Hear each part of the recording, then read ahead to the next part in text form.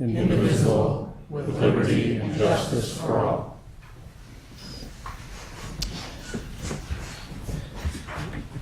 You okay? Did I hit you? First item on the agenda is reports of city officers, comments by the mayor.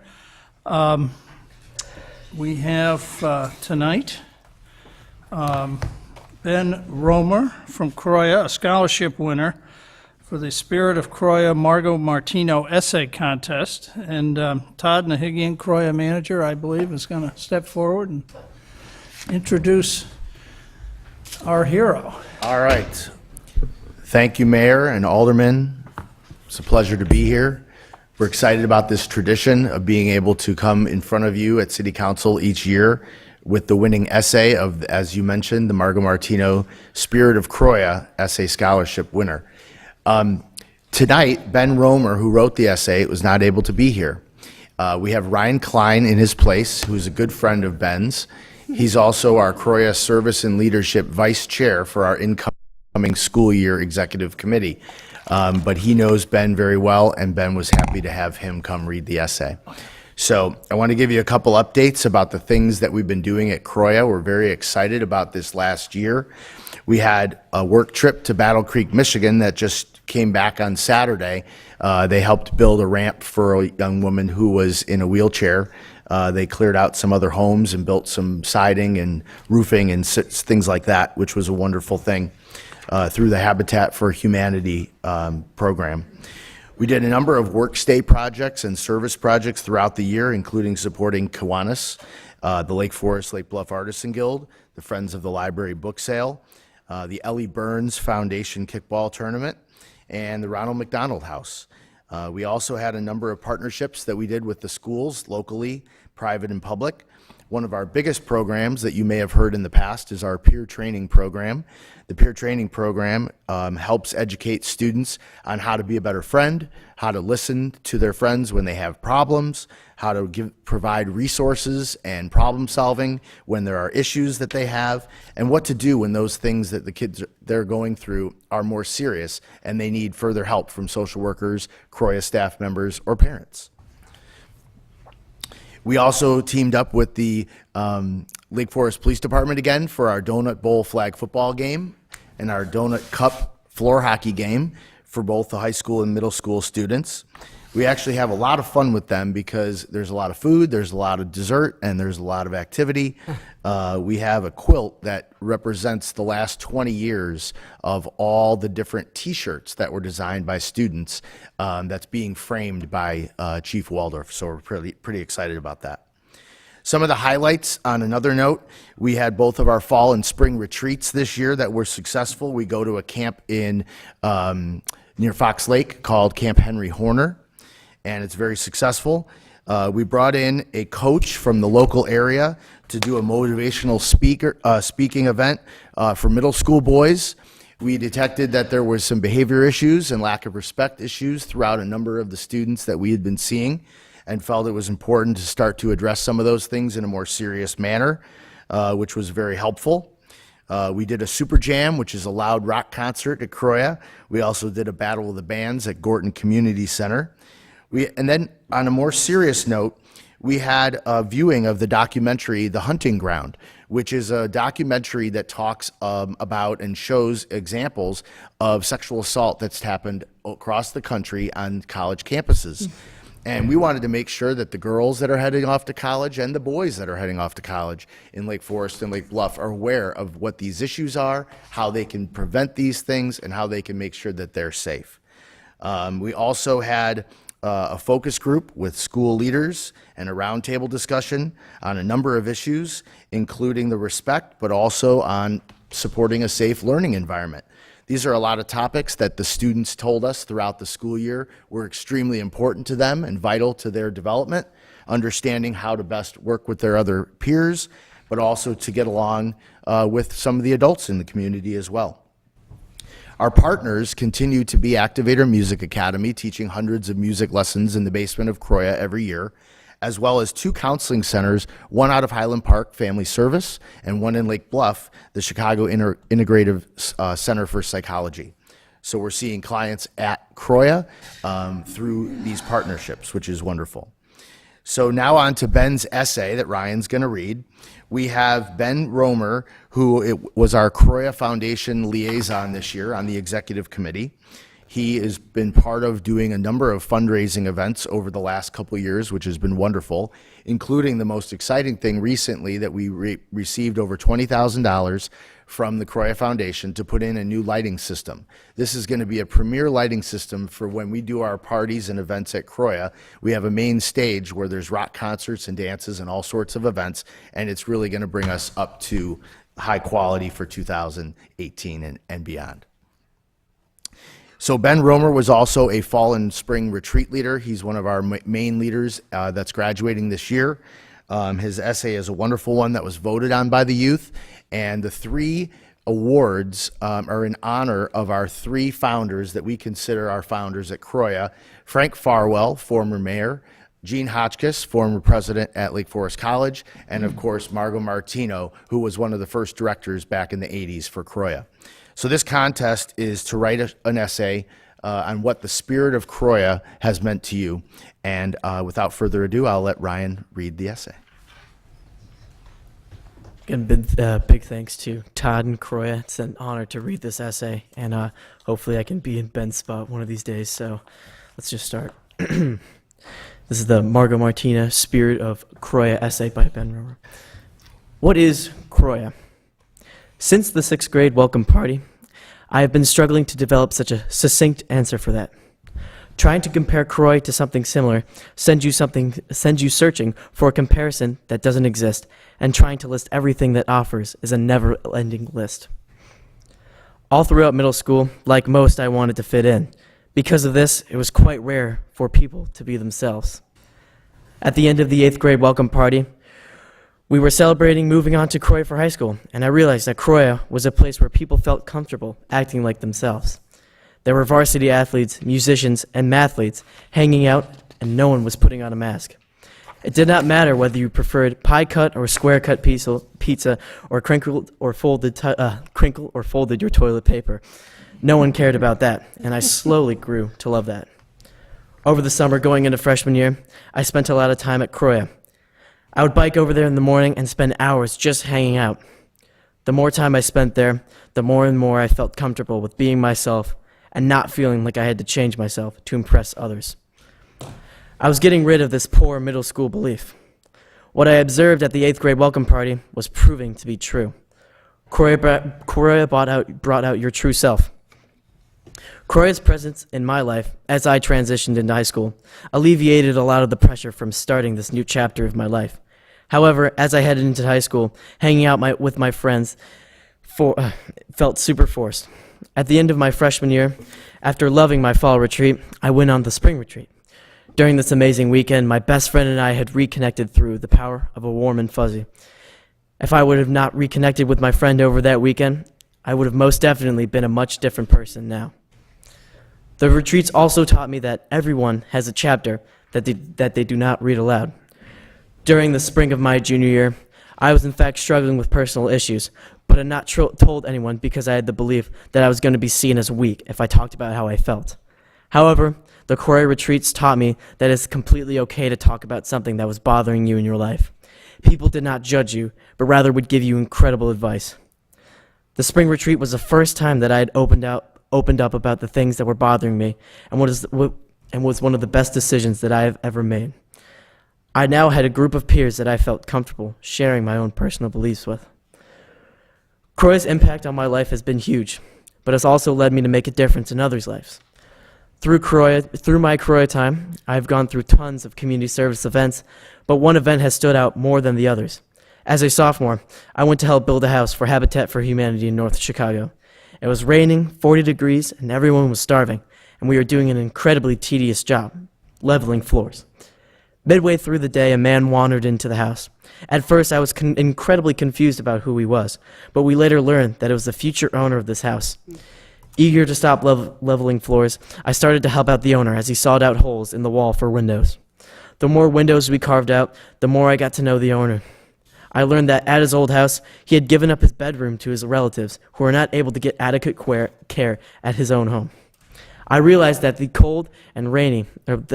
I realized that the cold and rain were the least of his issues. The rest of the day, everything that I did was incredibly meaningful, no matter how tedious it was.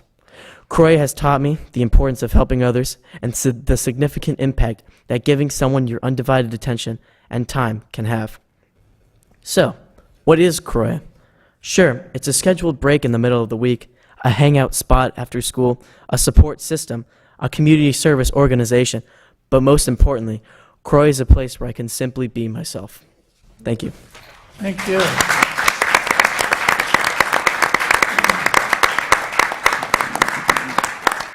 Thank you, Ryan. That was great. Now we have Gabby Moore, David Moore's daughter, former alderman, to pass out some T-shirts for all the aldermen and the mayor. So please take one and enjoy it. Gosh. And thanks for us to be here. Well, that's very nice of you. Well, thank you. Croy, this is what year? You're coming up on 50 years, aren't you? This is 38, so another couple would be 40. 40, But we're yeah. really, that's going to be a big celebration. So anyone that's still on the city council in 2 years, it's going to be a big one. Well, it's a remarkable organization, medium. Cool. Thank you. And under your leadership, it's all the more so, Todd. Thank you. Thank you very much. It's an honor. Any more large? Thank you. You wearing that medium? Thank you very much.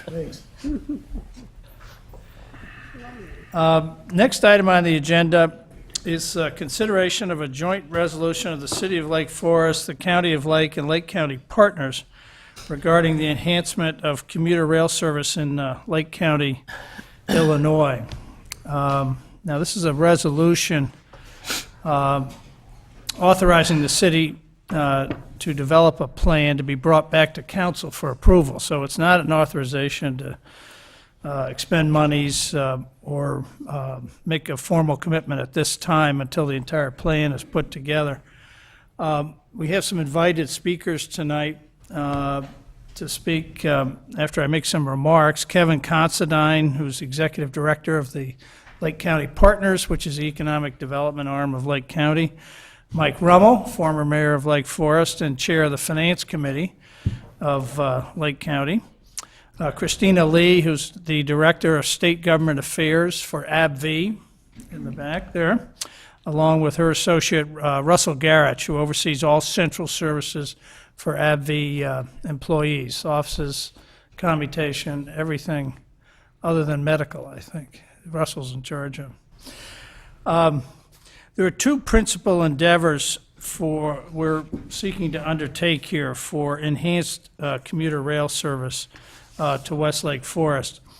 The first is to fund and install a universal crossover switch by the summer of 2019 that makes possible substantial enhancements to Metra passenger service to and from Lake Forest Station for Lake Forest residents, and also to improve employer access to essential human capital located in Chicago's urban core, and also will improve economic vitality and home values in West Lake Forest and vicinity.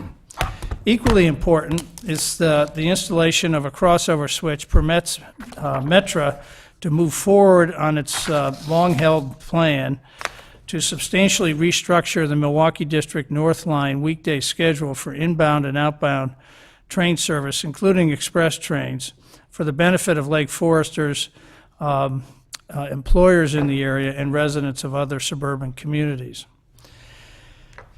In the background of all this is that in the coming years, thousands of new jobs will be created in central Lake County. This is already in motion over the next 5 or 10 years. Many of these prospective employees must be sourced from the urban core of Chicago by the thriving businesses located here in Lake Forest and in Lake County. 240,000 jobs are located today within 5 miles of the West Lake Forest train station.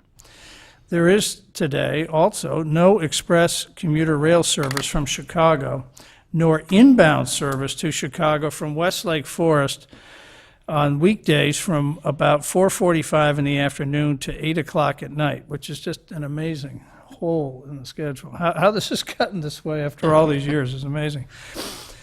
Metra is committed to fixing these service gaps by installation of a universal crossover switch north of the station up by the recycling center to permit outbound local and express trains to switch over to inbound service.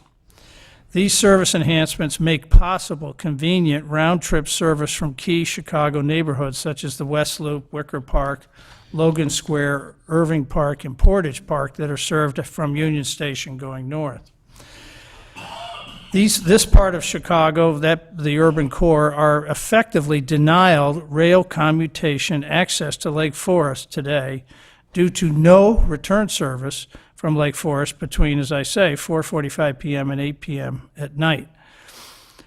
So for existing employees who are presently enduring congested highways between Lake Forest and Central Lake County and Chicago neighborhoods, a reasonable, safe, productive, relaxing means for commutation would be made possible with this crossover switch. So there's a huge number of people documented by employers that are driving out of the city to go to work in the suburbs that really are shut off from round-trip rail transportation on any reasonable basis. So there, with such a switch and the schedule changes, the existing employee group alone would be fairly large.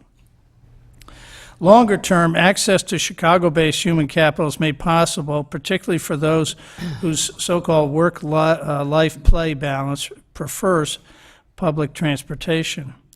Some Lake County firms estimate 15 to over 30% of their future hires will have to come from the urban core of Chicago, which is to say timely commuter rail service is the best response to prospective and existing employees' concerns about killer commutes driving to work. Improved commuter rail service means current and future employees would view Lake Forest and Central Lake County firms and their institutions, such as our hospital, as competitive locations for work.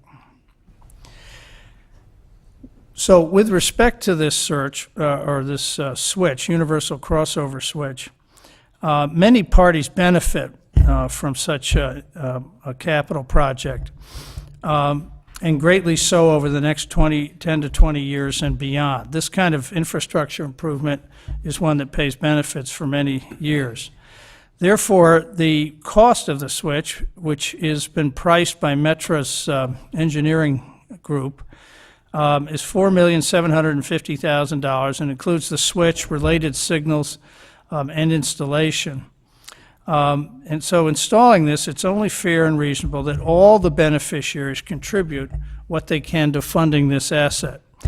And those beneficiaries are really two categories. One is service providers and public bodies. So there's Illinois Department of Transportation, Lake Forest, Mattawa, Metra, Lake County, Bannockburn, and other towns, and even CP Rail, which will benefit from a crossover switch when occasionally track is taken out of service for maintenance purposes and so forth. Then there's the other group is comprised of the employers, which are public, private, and institutional in nature. This is a de novo public-private partnership, and the details are being worked out currently. No City of Lake Forest monies will be expended until a final plan is in place and approved by City Council. The purpose of tonight's resolution is for Lake Forest to join in resolution with Lake County and others in leadership to garner more commitments moving forward. And we should be able to come back in the next 60 or 90 days or so with a specific plan to go over with for City Council's authorization. I want to be clear about a few things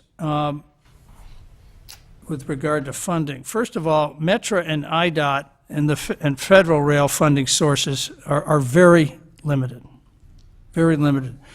In our exploration of many things rail in recent months, it's clear that every federal program is 20 or more times oversubscribed in funding requests that come from the many states and municipalities. And with the all kinds of issues in public finance, not the least of which is public debt. The outlook for this is not robust in terms of increasing or increased capital resources. Therefore, a partnership comprised of public bodies and corporations has been conceived to join together to fund this $4,750,000 cost, of which approximately $2 million is being asked of public bodies, and $2,750,000 is being sought from employers in Lake Forest and other communities in Central Lake County.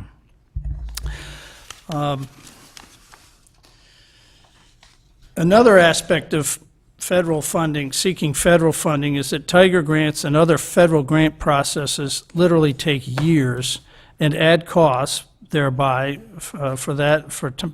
by dint of time and other reasons to a universal crossover switch installation. Whereas employers in and around Lake Forest need the improved inbound service and schedule restructuring yesterday, as do Lake Forest homeowners who live here who would like to see enhanced rail service and the benefits that will have to their home values.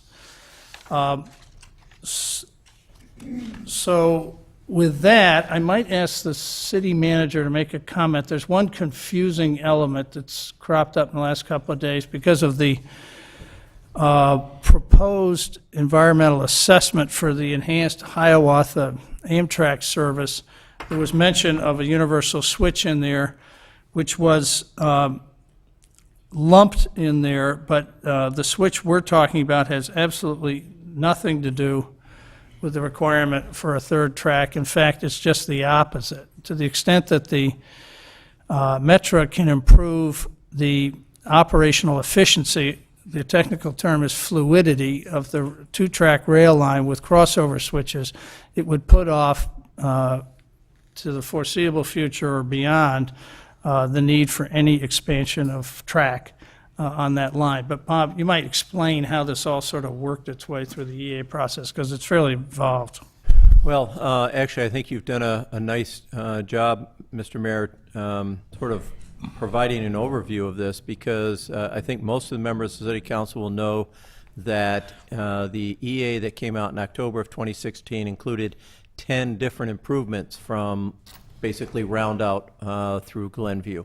The third track and the universal crossover were both identified as potential improvements to help the movement of traffic along the Milwaukee District North Line. But I think there's some misconception about the fact that the EA is not a funding source. The EA only is a review process, and Metra through the crossover, as well as some of the other improvements in there, because if they are in the future going to go for a Tiger grant or any other federal funding, that they need to have had that review in place. And if you remember the Tiger grant application that they submitted, that I think we forwarded to the council many months ago, which subsequently they did not receive, they talked about the fact that the universal crossover was under review at the time through the EA.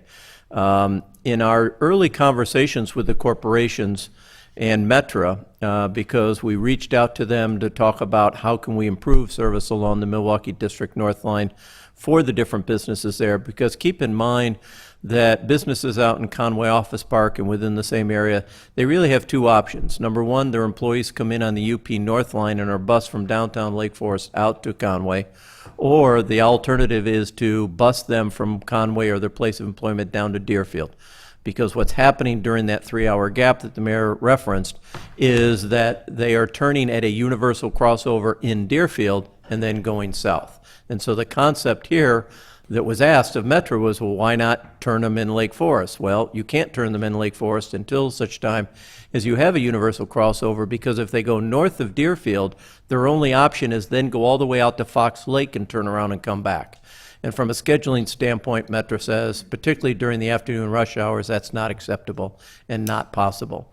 So that's really where the conversation came in, and Metra made it very clear in those early meetings with the corporations that they do not require any FRA or any federal improvements to install the universal crossover. The only thing that's holding them back is funding.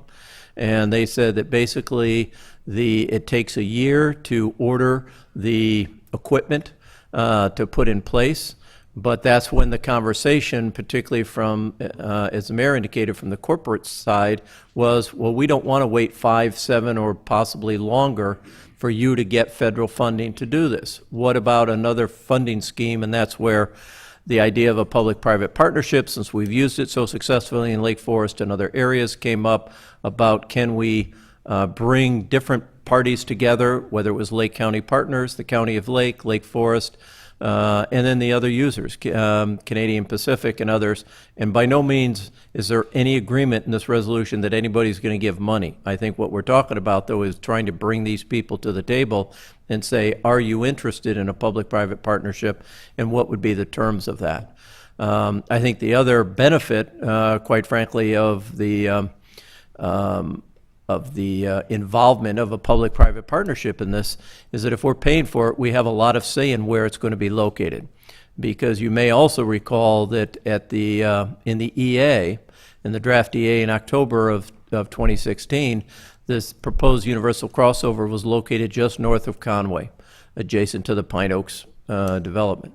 And so part of the conversation was, well, that's not a suitable location. Can we move it further north where there is no residential? And while it slightly affects the operational aspects of it in terms of they have to go a little further north to turn to go south, that I think they understand the benefits of moving it to that location and access to the equipment via the city's compost center. So there are a lot of positives as a result of it. And I know that we have representatives of both Lake County Partners and AbbVie here this evening to talk about what their true impact is of them, because, as the mayor indicated, this is not something that we can just plan for the next 5 or 10 years, that there is an immediate need, and even, I think, a year wait on the equipment is a little long for some of the employers. So I hope that addressed what... Yeah, well, thank you. It does.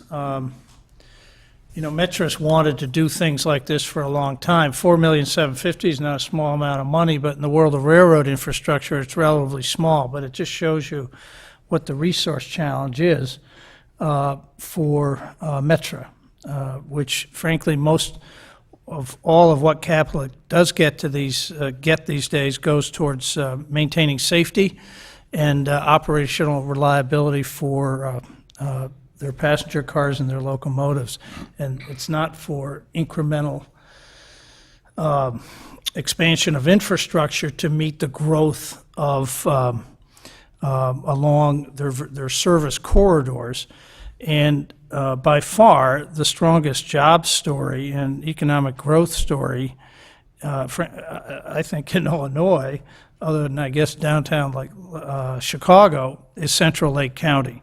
The corporations, and in particular the life sciences industry, has been in a strong growth mode, and it's going to continue for some time. And this involves a lot of employees, and frankly, in long term, a lot of benefit to Lake Forest in terms of people looking for homes, businesses paying taxes, and so forth. So it's sort of getting on the train and joining up with growth and participating in its benefits rather than sort of having it go by us. But with all that, I would ask the folks from AbbVie, Christina or Russ, to come up and kind of speak to us through their eye, or speak to us of their vision and what they see would be a good result from such an Great. activity. Thank Russell. you, Mayor. Thank you, Alderman. I'm Russ Garrick. I work for AbbVie. I'm in charge of our central services. And maybe a simpler way that I tell people what my job is there is I can describe it in 7 words: make AbbVie a great place to work, right? So I'm at the front line. I am at literally the firing range of everybody that has a complaint at AbbVie to come to me of what they'd like AbbVie to do differently, things that we'd like to do differently. Transportation, commuting is a big issue for AbbVie. I want to show you some data. Real quickly, this is just our presence in Lake County today. We have multiple locations. Obviously, everybody's probably familiar with our Abbott Park relationship and our separation with our sister company Abbott and the great relationship we have with them today.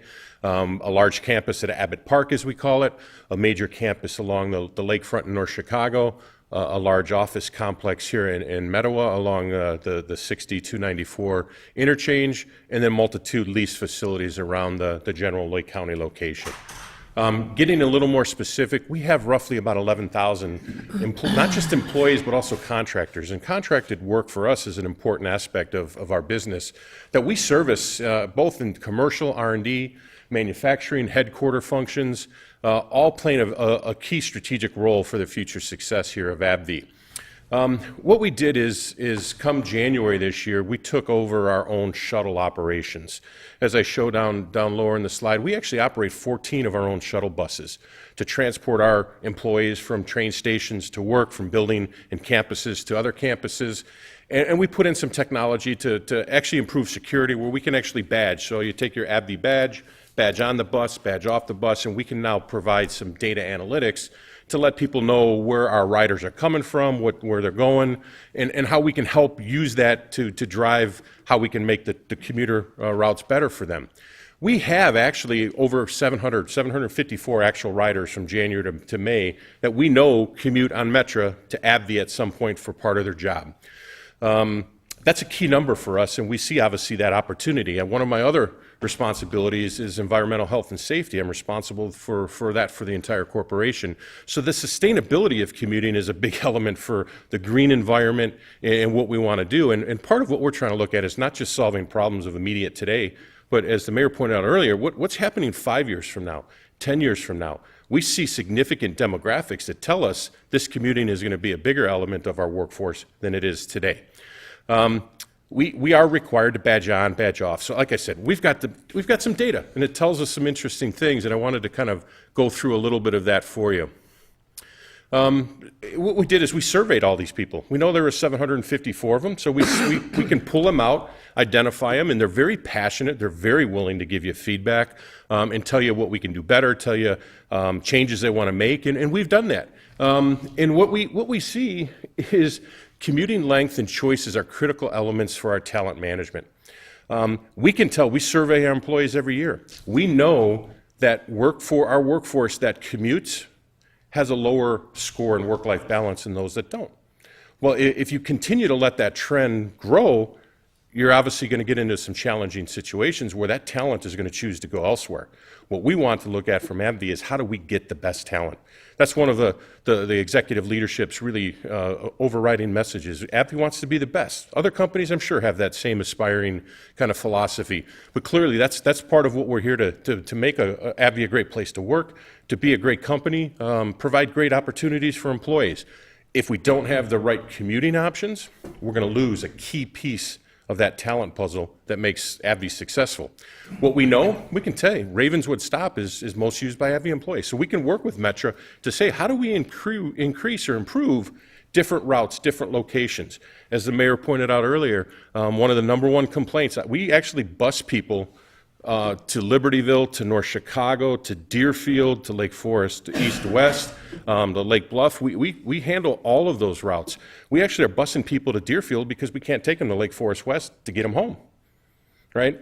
Now, sometimes people may say that's not a big problem. Well, 3 years from now, transportation, congestion, it becomes a bigger problem at every point. So part of our goal is how do we make that better for our employees and how do we improve that experience from their commuting perspective? We know we've gotten, a lot of feedback. Our people tell us, our employees tell us, they're not bashful, express routes are a huge element, right? Many of them commute for an hour and a half to 2 hours a day, one way. Again, when we look at work-life balance and we look at successes, that's not a measure that we can keep thinking is going to be sustainable going forward. We want to see more frequency of stops, as the mayor pointed out. We have a 3-hour gap at peak rush hour for employees at Lake Forest West that they have to choose elsewhere to make their commute. We've got an employee population in Mettawa that's over 2,500 people right adjacent to that, right down the street from that we can't service out of that location because there are no options from a Metra perspective to do that. We clearly also want to look at how we can optimize times. And I think that, this is not a one simple solution. When AbbVie looks at it, we've looked at it with our peer companies, with, some of the other opportunities. There's multiple ways we have to approach this. We have to optimize schedule. We're going to work with Metro to try to do that, to say, if instead of the train coming at the quarter of the hour, can we have it come on the hour, right? How do we enable our employees to make a 4 to 5 o'clock meeting and still have commuting choices after 5 o'clock? Today, we don't have many of those opportunities. That really limits the flexibility for the employees and for the company. Obviously, the company is expecting to get the work out of those employees going forward. We do get other feedback, safety and climate. Everybody wants to feel safe. Some stations along the commuting options, employees don't. In the winter, it's extremely cold at certain ones, and we know which ones those are. We know which cars don't have the working wireless internet. We know which ones don't have the quiet cars that people talk on. So I have all that data and all that feedback from employees to tell us what they want and what can be better. But really, the message is our demographics tell us our population is growing for the number of workers in Cook County and in Chicago, that we've got to find a way to get them to AbbVie. And without the right commuting options, we're going to lose that talent. Some of the quotes that you show, people actually tell us, right? If it wasn't for these commuting options, we wouldn't be working at AbbVie. And if we find other commuting options that may be better, they may work elsewhere. And obviously, that's the interest of AbbVie. That's what we're really trying to approach, is how do we use these improvements, these upgrades in all facets to get us a better kind of a net to cast around the talent for making AbbVie a great place to work, for bringing the top talent to that company for successful, future operations for us. Russell, you might also mention meeting with Metra. Yeah. And their openness and willingness to really have the users, residents and employers, really design the schedule of the future here. And They've expressed a great willingness to work with us on alternatives or proposals. So what we've done from an AbbVie perspective, we've actually taken some focus groups. So I've done a focus group out of our North Chicago location. I've done a focus group out of our Abbott Park location, a focus group out of our Mettawa, and say, okay, what would it be that would make your life easier? What could we do if we said Metro could wave a wand and make this happen? Now, clearly, there's some things they're willing to look at from a scheduling perspective immediately, but there's some things that are just physically unachievable with the fact that we only have 2 lanes going on most of the routes from either the Milwaukee District North or even the Union Pacific North. But they've expressed that willingness. They have assigned the appropriate team to work with us and seek that community input from the companies, from other peers and competitors even of AbbVie, to say, what works for you? And we find that. We see the other competitors. They have the same problems. AbbVie's not unique in that aspect, right? But it's good to see at least that willingness to sit at the table and put some options out there. Not every option may be possible, but if we don't have that, if you don't ask, you don't know. And that's kind of where AbbVie's at it right now, is we're prepared to come back and say, here's what AbbVie ideally wants. And I think what we see is it mirrors many of the other companies. We're not specialized in the location of where people live. We see other companies, with real estate challenges in Chicago and how that impacts their decisions. But it's clearly a good sign to see that partnership and acceptance of it's not one fix, it's a multiple item fix. Right. Well, thank you. Are there any particular questions? Yeah. Russell? So thank you, Russell. I just had a quick question. How do you view this project or opportunity internally in terms of business case? Is it cost of doing business for talent acquisition and just planning for the future? Like you, I'm sure we have a capital budgeting process to prioritize things. Yep. I'm just wondering how you think about it internally. Have you had to create a formal business case on OpEx? Or talent retention or productivity, and if you could just share your thoughts on that. Really Sure. I come here as a assigned candidate within AbbVie to take the message of our executive leadership team, because they see the talent challenges, they see the employee workforce, the retirement eligible employees, and how you're going to build succession plans and future candidates to replace the talents that's there today. If we don't have more candidates, more applicants, we're gonna miss that window. So for us, there's not a financial equation at AbbVie. It's the fact that we need better talent, we need more diverse talent, and the only way you're going to get that is to cast a wider net. We're not asking for an ROI. We think that ROI is intuitive to the fact that, if we don't do it, we won't compete as well. I hope at a future meeting, we can have your associate, Claire, whose last name I forget. Claire Tracy. Claire Tracy has the wonderful title of Head of Worldwide Talent Acquisition for Yeah, that's AbbVie. Angela Lane. Angela, excuse me. Yes. Excuse me. Which is quite an interesting story. You had a thought? Couple quick comments. Within the last couple weeks, I think the Northwest Line has undertaken a rather massive schedule change, I think on the Northwest Line, the first significant change, I think, in many, many years. And I'd also comment that there's been a universal switch just north of the downtown Highland Park station for many, many years.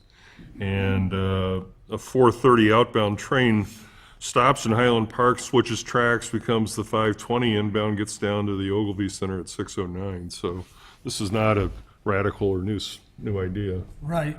Taken that one many times. Right. Yeah, absolutely. Jed?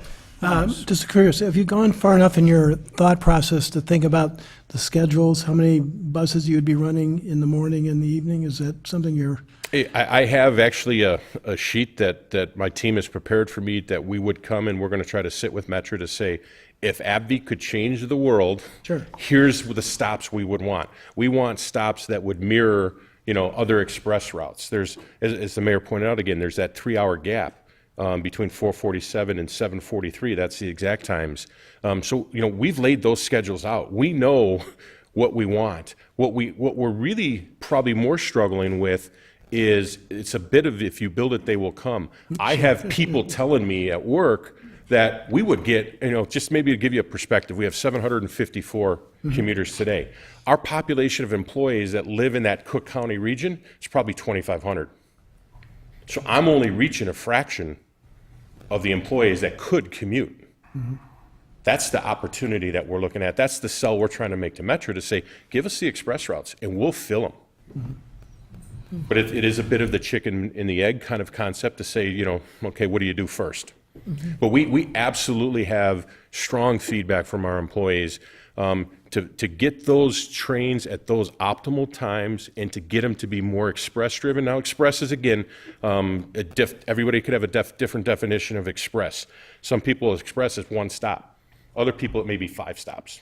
So we'd work with Metro to say how would we define that. We don't expect every train to go from Lake Forest down to Union Station and stop nowhere else in between. We have to be reasonable to how that would play out. Well, it's helpful. It's helpful. Yeah. Well, any other questions of Russell now? Russell, thank you. Sure. Very, very much for Good, taking thank the you. time to come talk to us. We've been at meetings with AbbVie that's sponsored by Lake County Partners, and here comes the executive director himself, Mr. Considine.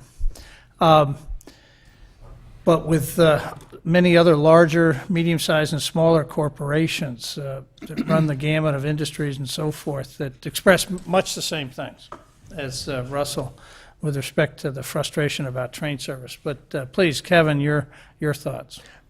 Yeah, so as Lake County Partners, we're the Economic Development Corporation for the county, a nonprofit about half funded by the county and municipalities in the county, including the city of Lake Forest. So thank you, we appreciate that support. And about half private businesses, the private sector in the county. And our role is, to raise the economic vitality. You can sweat that down to help fueling job growth, because that's what drives it. And as we talk to hundreds of businesses every year, and this will be familiar to all of you in your businesses, the number one challenge that is consistently expressed is finding qualified talent. And that is, and particularly in the sectors that we're talking about here, as well as the geographies we're talking about here, that is the number one sector there is being able to recruit typically young professionals who want to live downtown, which isn't to say that all young professionals are living downtown. You see, quite a few, life happens and they're moving up, but being able to access that group is critically important. And particularly here in West Lake Forest, we've been able to see growth, particularly as that's become really one of the larger biopharma centers in the world. And we're seeing companies continue to grow there. Some of those household names, as well as smaller ones, Depomed just moving now from California moving their headquarters into Westlake Forest. Being able to access that talent is the number one reason why any company that we're talking about moving to Lake County, their number one reason is access to talent. Transportation is a huge part of that. When we helped bring Caterpillar here last year, there were a number of spots that would have been very good fits for them. The reason they landed in Deerfield was its proximity to that metro station and the ability to attract talent from the city. And that was their number one crossover driver. switch? Yeah. And the right, exactly. Crossover switch just north Might of have been that at station. Conway Park, yeah. Building on the great data that AbbVie has shared, so we have surveys, another 1,400 responses from 4 other companies, and the data really all looks the same. That it is very clear that with an enhanced schedule, more riders will ride Metra, but those are all existing employees. That's really only a part of the puzzle. The big piece here is being able to access those who aren't employees today, but to be able to attract that talent, and being able to bring those folks who are living, particularly now on the west side of Chicago, right? So those neighborhoods farther west than the UP line, to be able to access those folks who would really just not even entertain that job opportunity today because it's just too hard to get there. And particularly that afternoon gap. If anybody who's been a rail commuter downtown, you know that, hey, that morning ride's not so bad. Cup of coffee, get the paper read, get your stuff together for the day, but you can't, how can you get home fast enough? And that's what we need to be able to accomplish here. And I think there's been some recent news that really underscores that, right? There was a big story on Friday. This one admittedly still hurts, but Walgreens announced that they're moving 1,300 employees. About 1,000 of those are coming out of Deerfield and are going downtown. And that is purely a talent attraction move. And the primary reason, as we've done the research, of the primary obstacle to people living downtown and working out here is transportation. We don't want to see more companies with those city offices.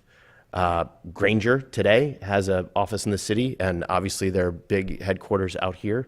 One of the reasons that they're excited about this is, does this mean that they can have less real estate downtown and obviously have more of those people housed up here if it's viable for them to do that? So this is a really critically important project, not just for today, but frankly the growth of the whole region over the next decade and more. Hey, Kevin, I had a quick question for you.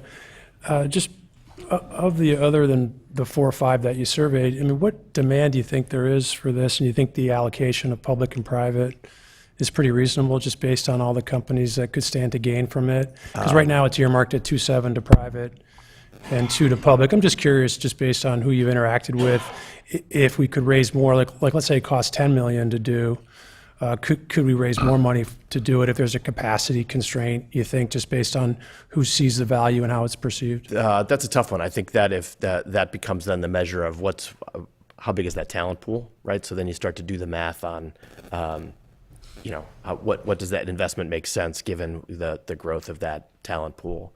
Very often, so we're at 60-40 private to public on this, which is fairly aggressive. I'm not saying that there aren't some negotiations to be had, and there's certainly a sales challenge here, but we think the benefits are really strong enough that we feel that this is something that we can accomplish. Mr. Mayor, Mr. Considine, you make a very persuasive argument about the needs of businesses and the need to attract proper talent, and same with AbbVie, Mr. Russell. And to me, though, the argument is directed against Metra, or to Metra, because it's the Metro Railroad, Metro Commuter Service. Do they find these arguments persuasive, and don't they see a benefit that they would gain with this sort of train service that would, obviously generate revenue for them along an existing line with an existing station? To what extent, are they willing to step forward and say, we're the beneficiary really, and how much are they willing to contribute? They're certainly one of the beneficiaries. There might be sort of others better to comment on the Metro financial situation, as I think the mayor did earlier. I mean, that's one. Is it an ideal answer? No. Is it the real answer? That there are financial constraints there, and that becomes a matter of. I mean, your point is dead on. It just becomes a can we afford to wait until Metro has the dollars or finds a federal grant or those factors, and that's why we've kind of gone this of all right, what would it take to accelerate it? Because the need is fairly significant now, and can we do it? I'd like at even the next meeting to have some Metro folks here who have been leading the conversation from their side about their deep interest in this. They've really kind of wanted to do this for a long time, but because with the paucity of capital they have, they didn't really broach it. And so they found this, are bringing this up with them, rather refreshing. And then the other aspect of talking to Metro is not, again, just employers, but it's homeowners here looking to travel into the city with a restructured schedule made possible by this universal switch in part. I mean, there's a whole lot of other parts to it, including positive train control and some other things. But it's a coming thing, and they're quite open to what works for their users. This is not a dead-headed public agency we're dealing with by any means. Well, first of all, I give a lot of credit to you, Mr. Mayor, and the other parties who've been working on this, because I think it is an important initiative, and thank you for pursuing this. And I'm hopeful that Alderman Preschlack asked the question about other companies who may be willing to participate in this endeavor. How about other municipalities who would also be benefiting from this? I mean, where are the discussions with Bannockburn, Lincolnshire, North Chicago potentially, or other municipalities? That's a great question. They're pretty early. I mean, we've sort of broached the topic, and some of it's at the start of update. So that's we want to build the momentum with this support to be able to say, not something, hey, here's what we're thinking of doing, but hey, we've got, we're behind this, and then be able to ask, what can this mean for you? For Bannockburn, typically those companies, it is almost exactly equidistant between West Lake Forest and the Deerfield train stop. But the scheduling enhancements would have benefits to them. So that's sort of the angle we're taking. They have a pretty good schedule today, but we're trying to work that. Hey, this will improve things for your companies as well, and how can we maybe pitch that? Vernon Hills, are they pretty well Probably a served? little far. I think we can maybe make a case for Lincolnshire that's starting to stretch a little bit. But certainly kind of along the tollway and along that line is a reasonable story. Yeah, because I think that we have to certainly strive to sort of get the most participation we can in this to maybe lessen our load a little bit. I think that would be in our best interest. So I hope that partners will actively pursue some of those other options too, as well as the companies. Absolutely. All right. Mike, you want to say something? Mike Rummel, representing Lake County. Thank you. And I'll just say one thing. As we know, we've had conversations with Metro. This is something that Lake County Partners, which I am on the executive board of, and our president, Richard Korngold, is here also in support of this issue. I'm just going to say that I'm going to answer your question directly, Ray. To put a train and a crew together, an extra train and crew, $40 million. So there is an investment by Metro because they're going to need additional trains, they're going to need additional crews, and it was pointed out in our conversations, as you remember well, Rob, that they have an investment of infrastructure which is costly to them, and we're asking them to do something that basically no one's ever asked them to do. It's intriguing to everyone involved, and this has been an issue that's been on Partners Board for several years because of companies like AbbVie, companies like Pfizer, companies like Granger, who have come to us to say, you guys are representing us, we're paying dues, do something. It's a simple question. And we are dealing with that question only when when your members say do something, that means we got to do something. We just can't say we're not going to do anything because then we don't have members anymore. And partner success is the fact that we do get new corporations in, as Kevin listed 2 of them that are coming. Depomet's coming here to Lake Forest. As we get those companies in, the question is talent pool. 42% of all Lake County residents are college educated. That's attractive to companies. That's what they want. You go to Kenosha, the numbers drop significantly. So high-tech companies look for that talent pool. And that's why Lake County is attractive. Thank you. I think we can look forward to having Metra come in because, Mike, building on your comment there a little bit, that yes, a whole new 8-car train is something like $40 million. Adding a morning express and making substantial restructuring of their schedule is all with existing equipment.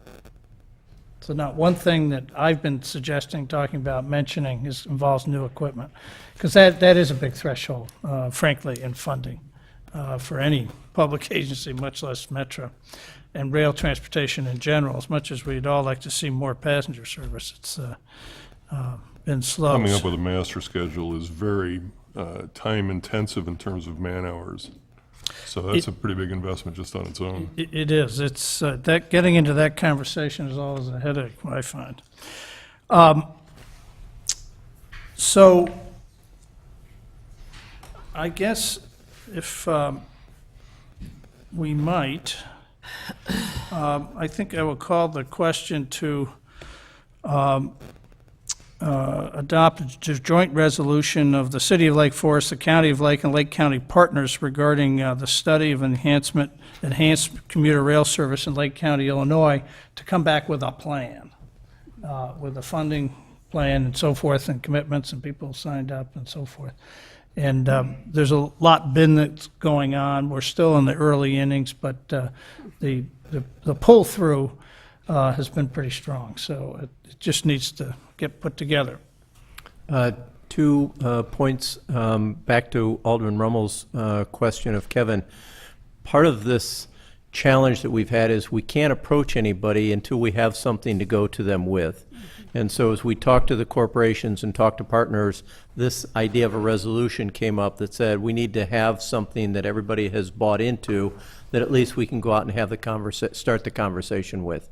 Because the feeling clearly from the corporations and from some of the other managers and surrounding municipalities I've talked to is, let's see what Lake Forest does first and then come talk to us. So we can't even have that conversation until the council takes some form of action.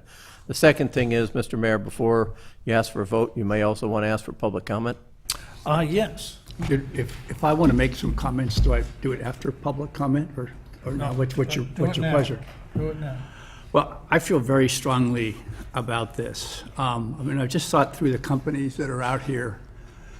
You've got Brunswick, you've got Reynolds Consumer Products, you've got Pactiv, a $4.5 billion largest packaging company for the food service industry.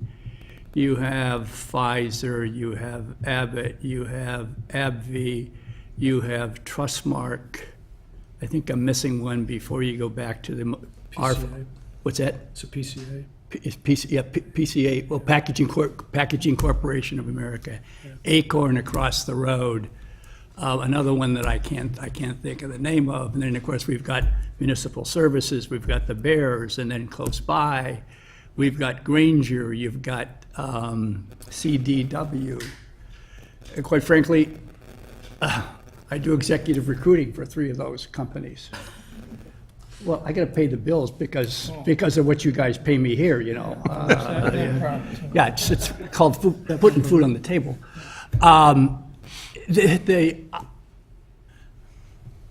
If they're looking for talent, I'm looking for talent at the director, VP level. Certainly to go to Downers Grove is totally ridiculous. To go to the city, my hit rate would probably be 1 in 5. And what's the reason? Reverse commute. I mean, we know it. The reverse commute is worse than the commute. I mean, try to go downtown for dinner, for God's sakes. I mean, these folks are driving here in the morning. It's taking them an hour, hour and 15 minutes, hour and a half. Then they get on the road if they're working hard, they're getting on the road at 5:30, 6 o'clock. It's another hour and a half. I mean, it's totally ridiculous. You want to know why Kraft General Foods moved downtown? Really? McDonald's moving downtown? The gentleman just said Walgreens? Because they're going after the millennials, and they're going after the other talent that's committed to the city because that's where they want to be. This office park, the Conway Office Park, I think contributes $6 million to our property taxes. You know, we've got to support this. On the agenda tonight, we've got the Hyatt and we've got this. I mean, these are critical issues for the companies that are helping to pay their way, that are paying their way for us, along with making us unique. You know, we're unique. We got a college. We've got a graduate center. Other than Evanston? No. We've got a major hospital with research and teaching capabilities. Anywhere else? It's smaller. And we've got this business community. I mean, who else in the North Shore has this business community? We absolutely, you know, have to support this. So, so I'm just like all in on this thing. Totally all in on this thing. So that's all I have to say. You know, I have one perspective on numbers, and I'll provide counsel with something later this week. But, you know, if over the next few years a company sought 200 workers, young people, STEM, you know, really able people who chose to live in the urban core and commute by public transportation, and they paid them with benefits, compensation and benefits, $100,000. That's $20 million a year of comp. Over 10 years, that's $200 million. And 10 years in the life of hiring somebody, developing them, and then truly adding value. That 10 years is a blink of an eye. Would you pay $500,000 not to sort of help attract them, but literally to make it possible for them to come here? Yeah, so I think the funding equation will take care of itself in time, because there's a lot of companies in that kind of position, as Russell and Kevin described. Any other comments? Right. Yeah, again, it's very persuasive how we all want to have an enhanced commuter service, want to serve the business community. I get a little nervous when, you know, they come to the city and ask the city's taxpayers to pay, and a fair amount, $500,000. And, you know, that's where I'm struggling, and I recognize that this is not a binding authorization, but it is something that is intended, as Bob Kiley said, intended to go out to the community and see what other funds we can raise. And in a way, it's a shame that, you know, Metra's not able to do the job, to get its own infrastructure paid for, whether it's through federal grants or whatever. And it's a shame that, you know, whether state coffers or other governmental entities don't have the money. But it is troubling that, you know, they need to come to the city of Lake Forest for help. So I do struggle with the amount, and, you know, I encourage all of us to continue to think about, you know, what's the best way to allocate the cost for this project among the various interested parties, particularly recognizing some may benefit more than others.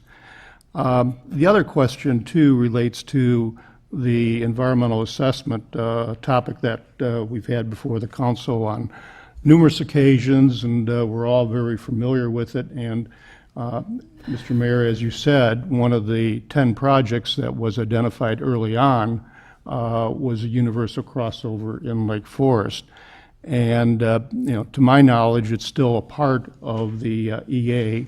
And more specifically, we did have a letter from Metra, a very good letter, where they came to the conclusion that the third track, the 3-mile third track from Roundout South to north of Conway, was really not needed, and they requested it to come out of the EA.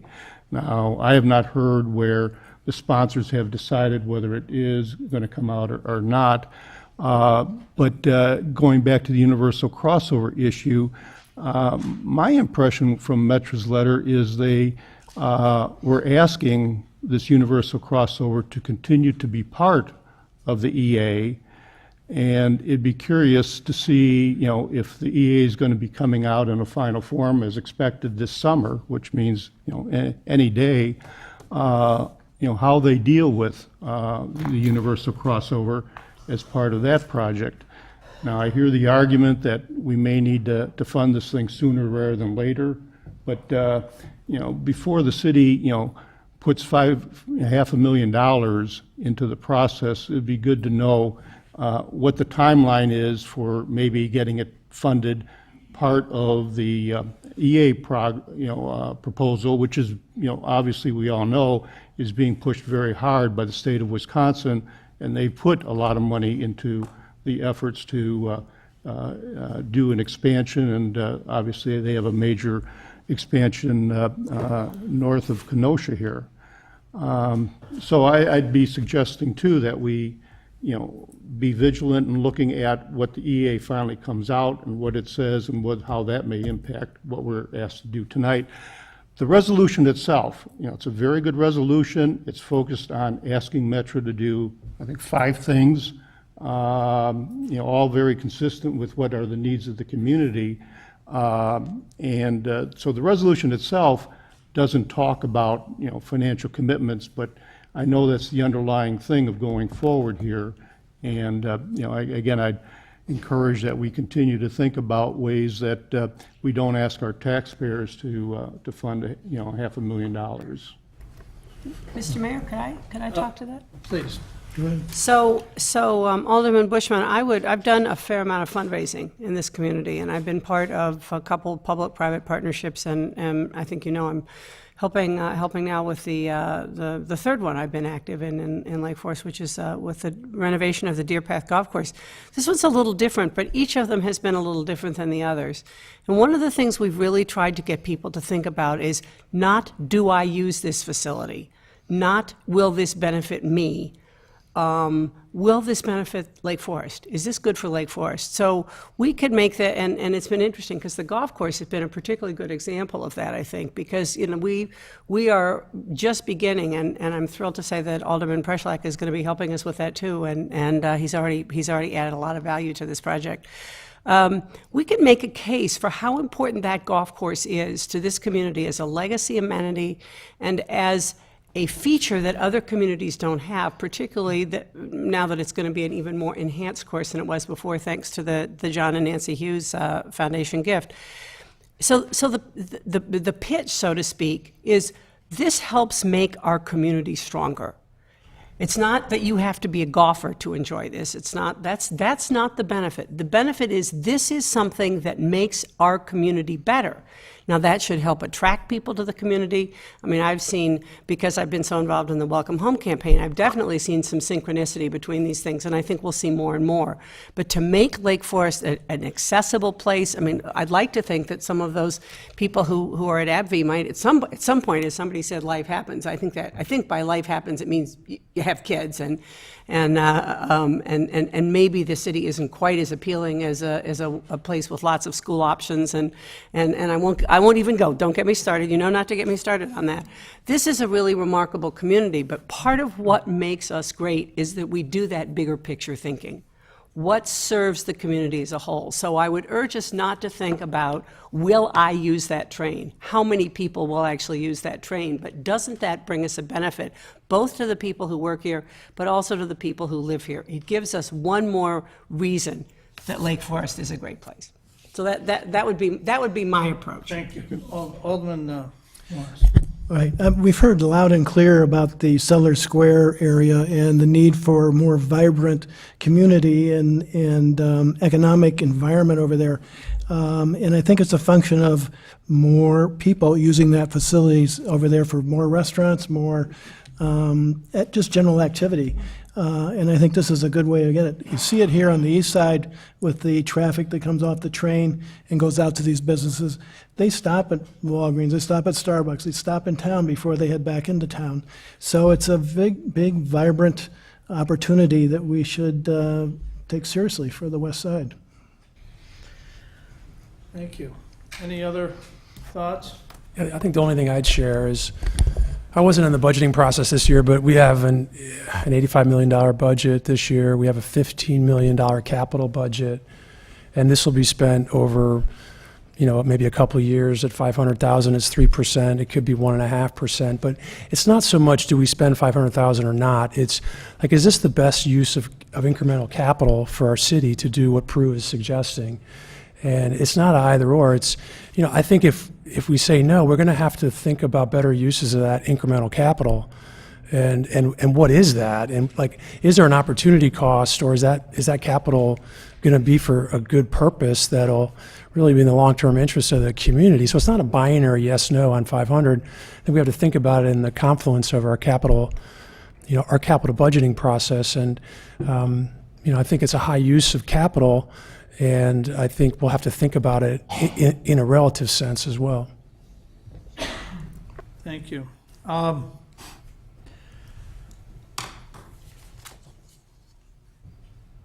With that, with regard to this resolution, are there any comments from the audience on this resolution? Yes, sir.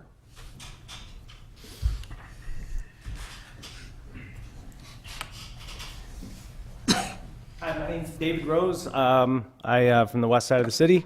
I came to speak tonight, not specifically about this issue, but as I sit here, it ties very nicely into what I wanted to talk about, and that is I feel like our city government is continuing to fail us. And when I think about Lake Forest, I think about our caucus. Since 1935, it has been serving us with the mission of being open, nonpartisan, independent, designed to ensure an open and responsive government. And I love the conversation you guys are having tonight. I love the fact that you're thinking about making transportation to and from our community more accessible, more affordable.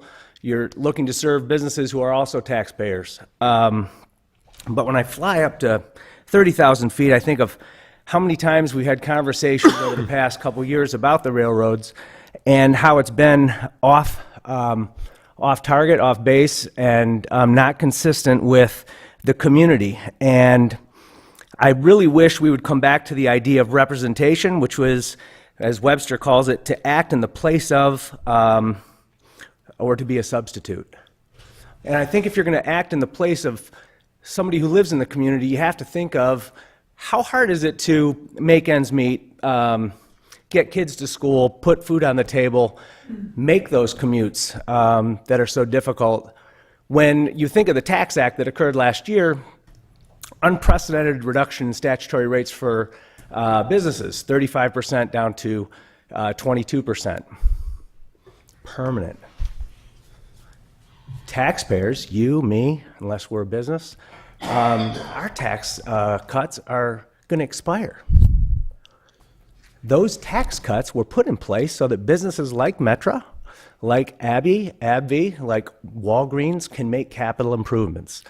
To come to a city like Lake Forest and ask for $50,000 to make a $4 million investment, Metra should be making that investment. They should be driving their business. I can't say I have a lot of respect for how they drive their business. I ride their trains, and I'm disappointed at the service they provide. But I don't think it's appropriate, with all the other needs we have in the community, to pay $50,000 or $500,000, as the case is in this case, when we have so many other needs in the city. When I first moved here 5 years ago, there were a lot of homes on the market. I think they were around 250. Then it got to 300 and 400, and I recently heard someone say it was 890 or almost 900. Maybe it's 1,000 homes now. And I wonder if you really looked at how many homes are on the market, maybe I don't have that right. Maybe it's 450. It's a lot of homes, though. I walk my dog every day, and I can't believe the number of homes are on the market.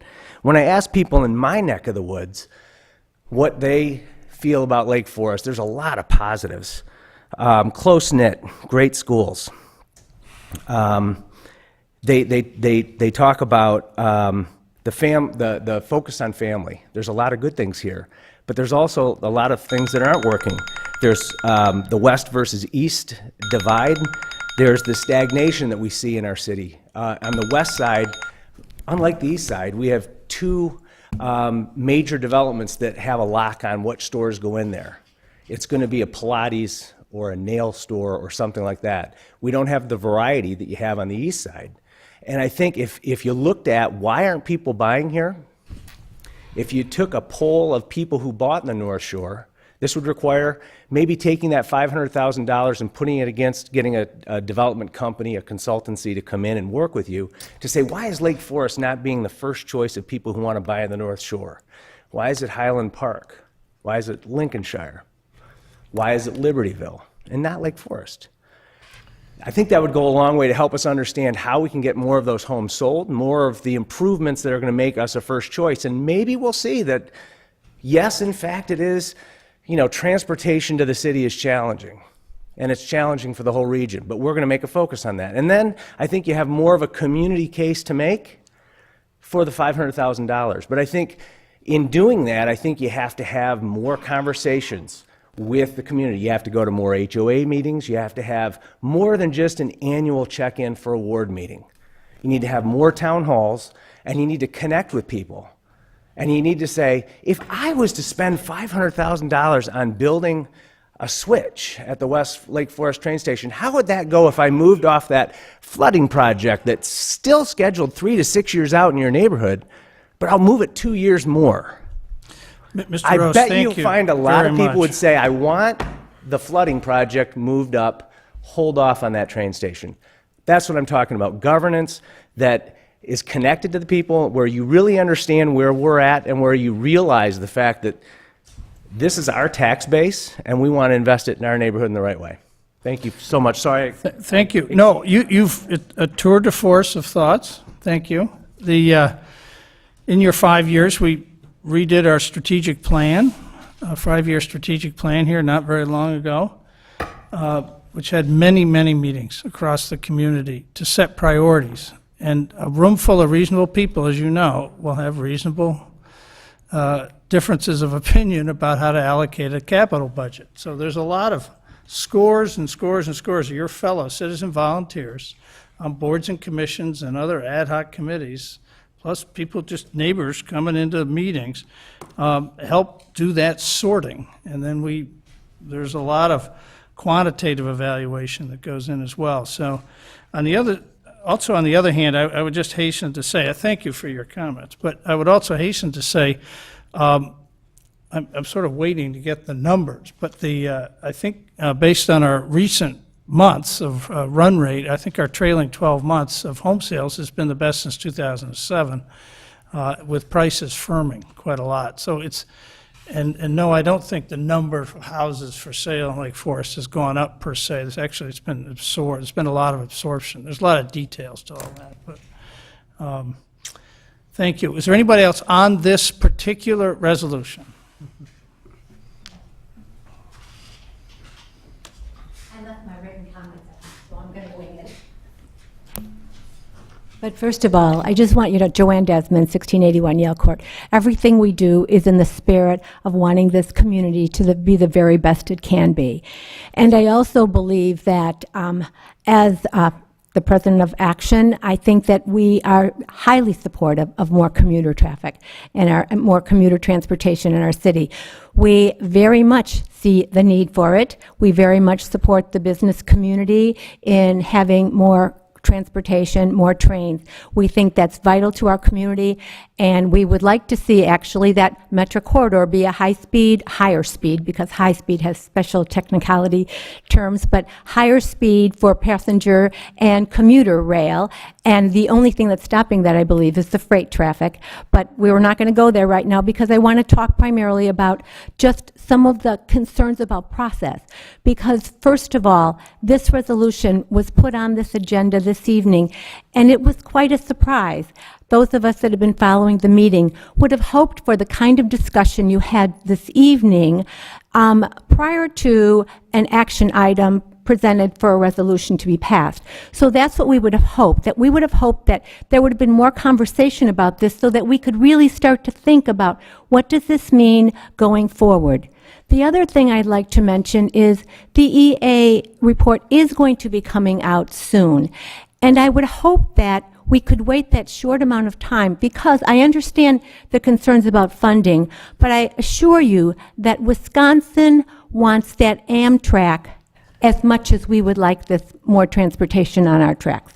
So the very fact that there may very well be funding out there, and we don't even know what it's going to look like, because that switch, that crossover was in every single project proposed, and there may be some significant impacts as a result of that in the final EA that may change the design, may change the funding. I just think it's prudent to have waited until that comes out in that short time before we engage in an effort to get on board.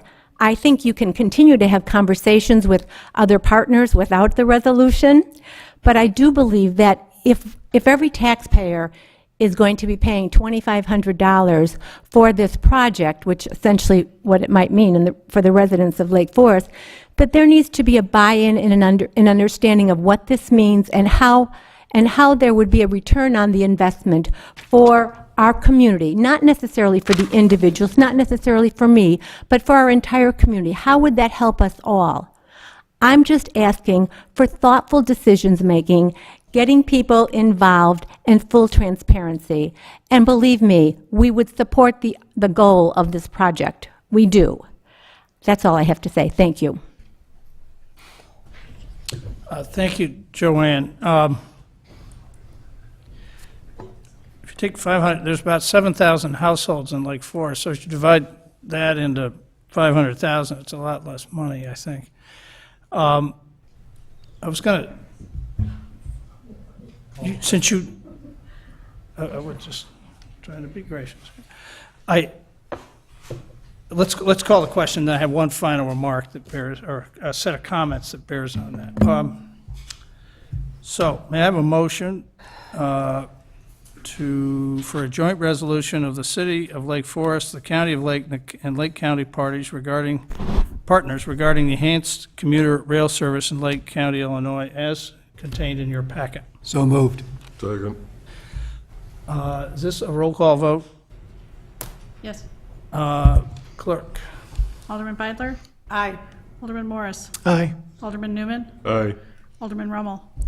Well, may I ask, since we moved this and seconded it, we aren't committing to spend $500,000 with this vote. And I just want to make that clear to everybody out there. This is not a commitment of $500,000 by the city. It's, and I think that there's a lot of time for this whole issue to continue to evolve and react to any EA that may come out. So I don't think we're cutting off this process in any way by approving this resolution. And for those reasons, I would vote yay. Thank you. Alderman Reisenberg? Yay. Alderman Preschlack? Yay. With that understanding, aye.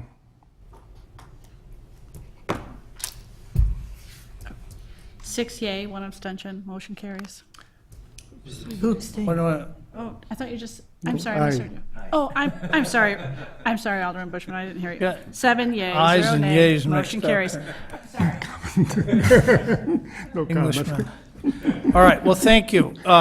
In due course, this will come back in a much more tangible form, and we'll get into all the whys and wherefores at that time. I do have one last thing to say about rail.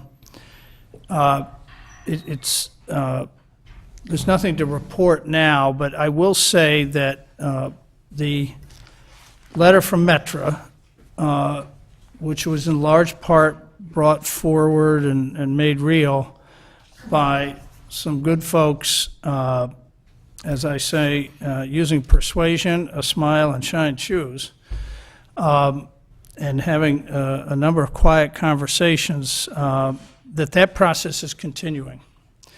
And we foresee substantive fruit from that.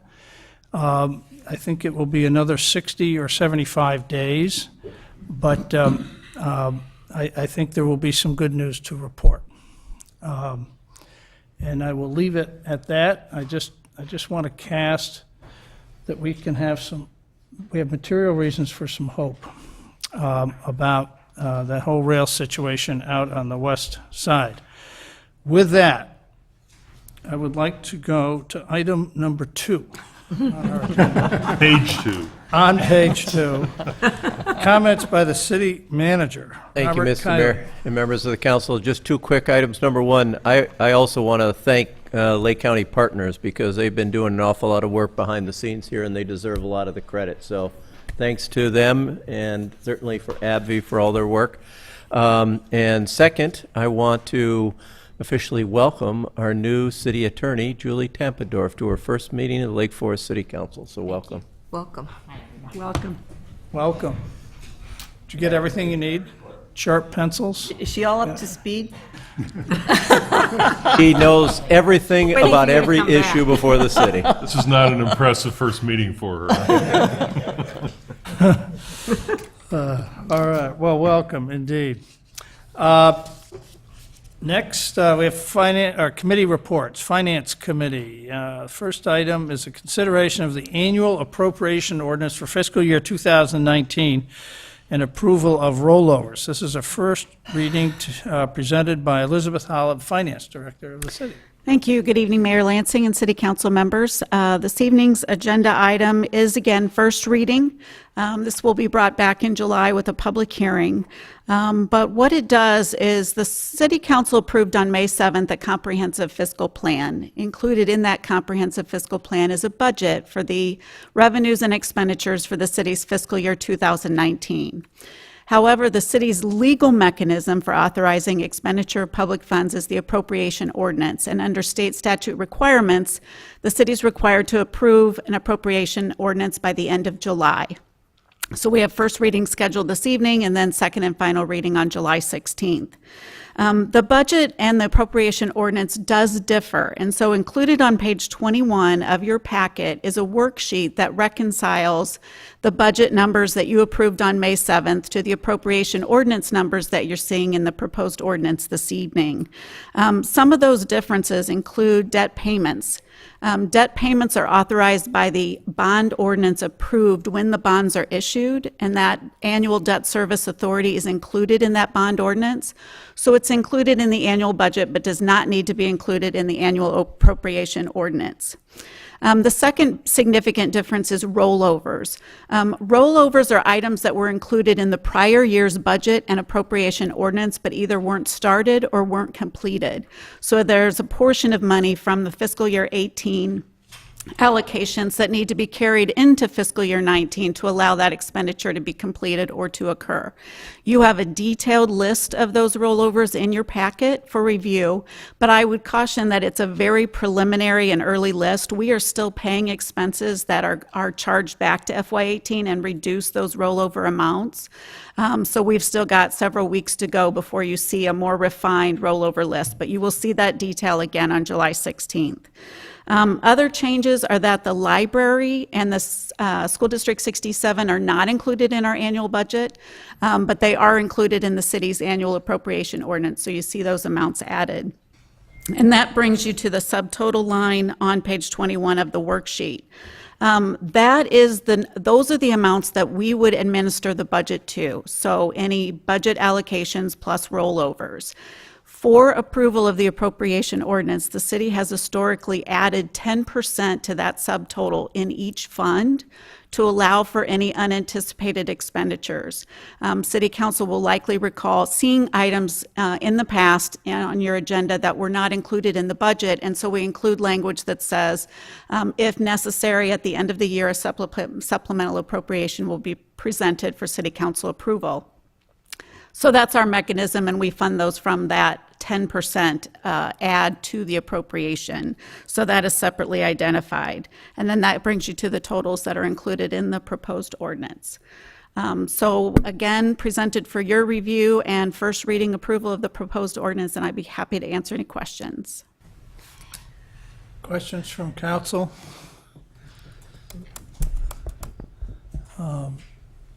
Seeing none, may I have a motion? Actually, is there anyone in the audience that would have a comment or a question or would like to speak to this issue? Seeing none, I'll bring it back for a motion to approve the annual appropriation ordinance for 2019, including rollovers. I would move to approve the first reading of the ordinance. So moved. Seconded. Second. Or third. You're seconding. Whatever. Would the city clerk please call the roll? Alderman Beidler. Aye. Alderman Morris. Aye. Alderman Newman. Aye. Alderman Rummel. Aye. Alderman Reisenberg. Aye. Alderman Preschlack. Aye. Alderman Bushman. Aye. 7 yea, 0 nay. Motion carries.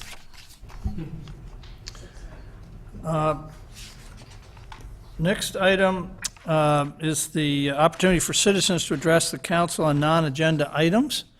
Is there anyone in the audience who, I think folks, is Kim Reich here? Yeah, okay.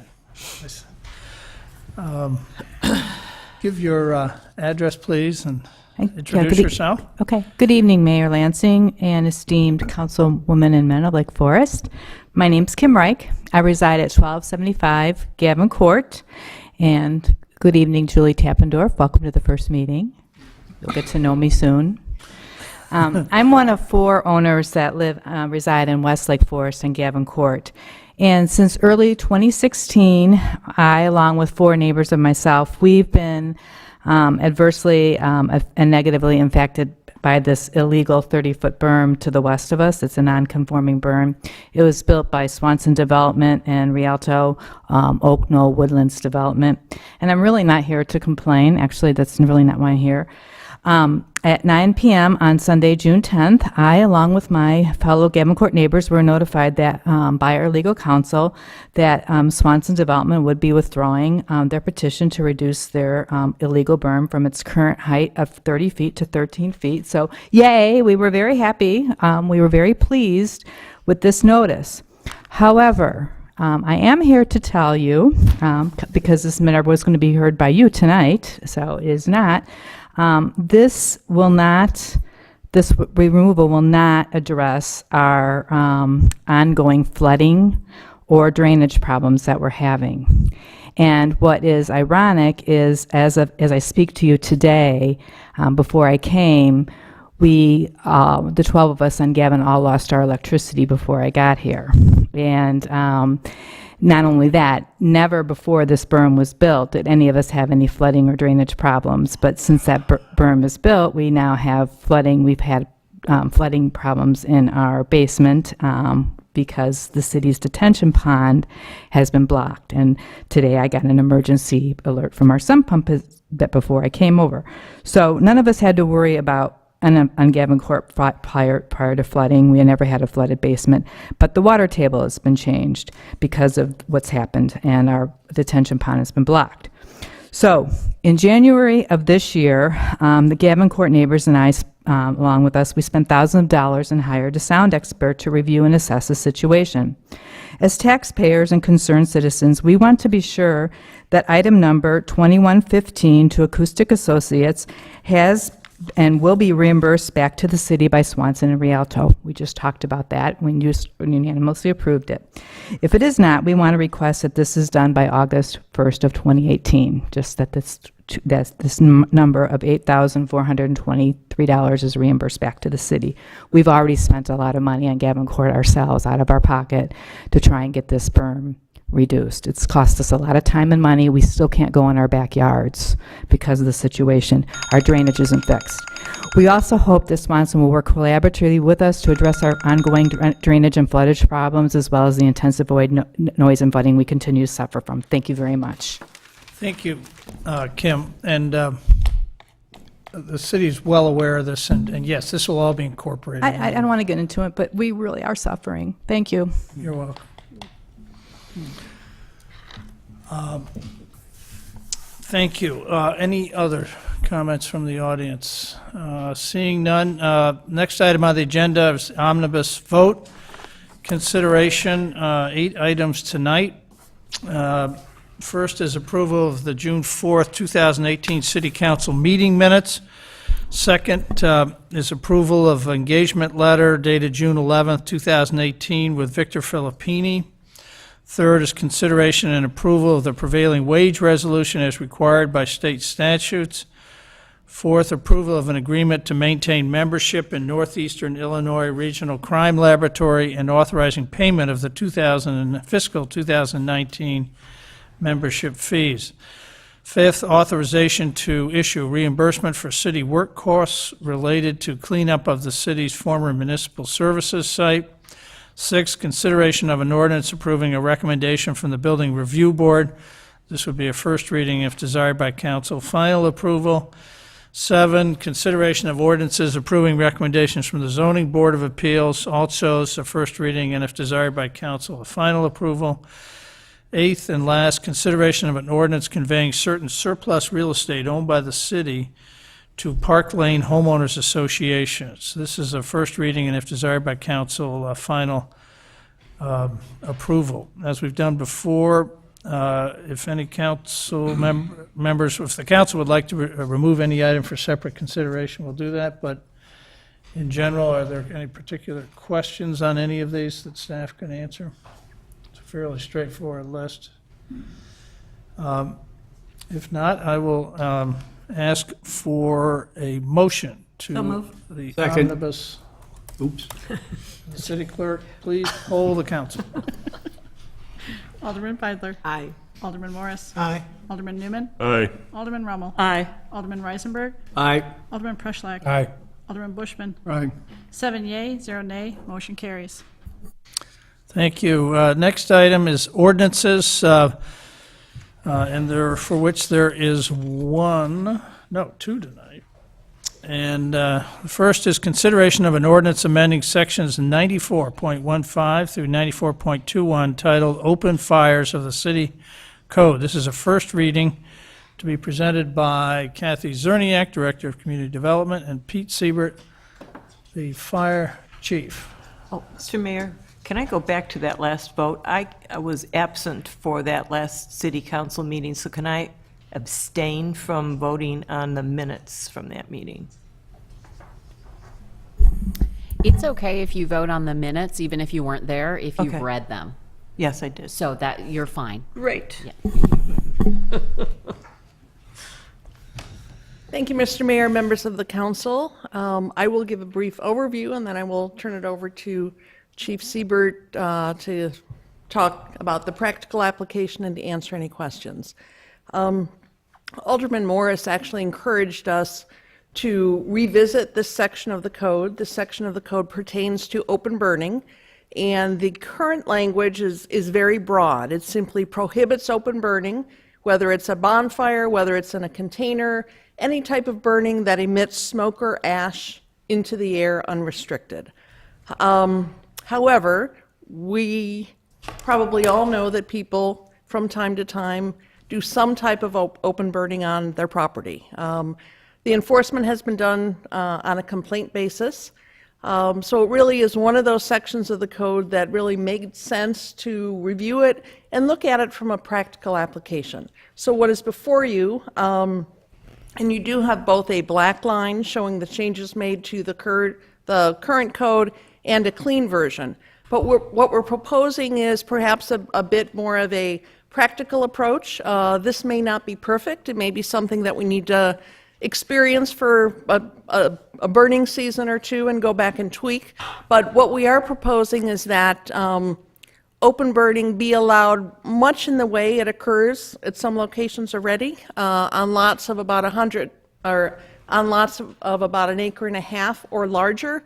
Open burning would be permitted as long as there is a distance of at least 50 feet from structures, conformance to the setbacks in the applicable zoning district, as long as the fire is attended constantly, as long as it is burning, as long as the fuel is dry seasoned wood as opposed to debris or leaves or trash, and as long as there is some extinguishing equipment or material nearby.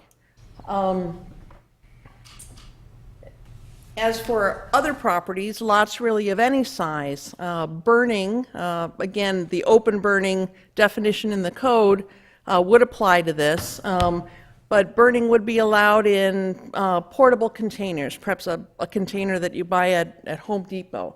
As long as there is a cover, a screen of some type that would prevent embers or ash from being released uncontrolled into the atmosphere.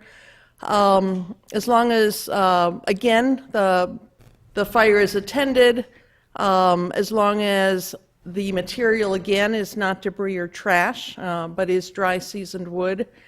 And then burning is also permitted currently in outdoor fireplaces that are constructed through the issuance of a building permit in compliance with approved plans. So those are the changes that we're proposing. If you choose to do so, it would be appropriate to waive first reading and grant final approval. But with that, Chief, if you'd speak to practical application. Yes, Mr. Mayor, members of council, thanks for listening to this tonight. I really want to thank Kathy for taking the lead on this, doing all of the technical work. So it probably saved me a lot of time for what she did in a relatively short amount of time. And it's really a collaborative effort of our two departments. We share an employee who is a fire inspector and a building inspector. And this was kind of a marriage of, we had an issue with a permitting problem we wanted to solve, to kind of cut some red tape and remove some unneeded government in the town and help streamline our efforts. And then in talking to Kathy, this brought up the whole ordinance for the people open burning in their own backyard. So currently, as it sits, you're required to have a permit of $100 to have a bonfire in your backyard, whether you have an approved structure or not. Very few people, I would say in my 3 or 4 years of signing off permits, have ever come in to ask for a permit because the fine is $15 if somebody complains. So it's really ineffective. We don't collect a lot of money on it, and people are doing it anyways. If there is a complaint, we'll handle the complaints. But this also goes into a bigger picture of people that do prescribed burns that help stop, forest fires and wildfires in our town. How we're trying to streamline that process. I had a conversation with Mr. Kiley, who currently has to sign off on every burn permit that I sign. So the process is a little lengthy where I get the permit, sign it, it goes to City Hall, he signs it, it comes back, we give it to the person.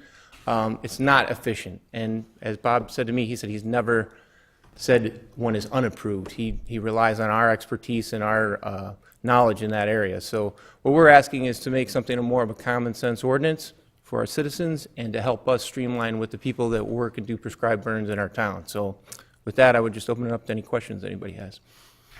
Any questions? It's not really a question. I just want to thank both of you for working through this.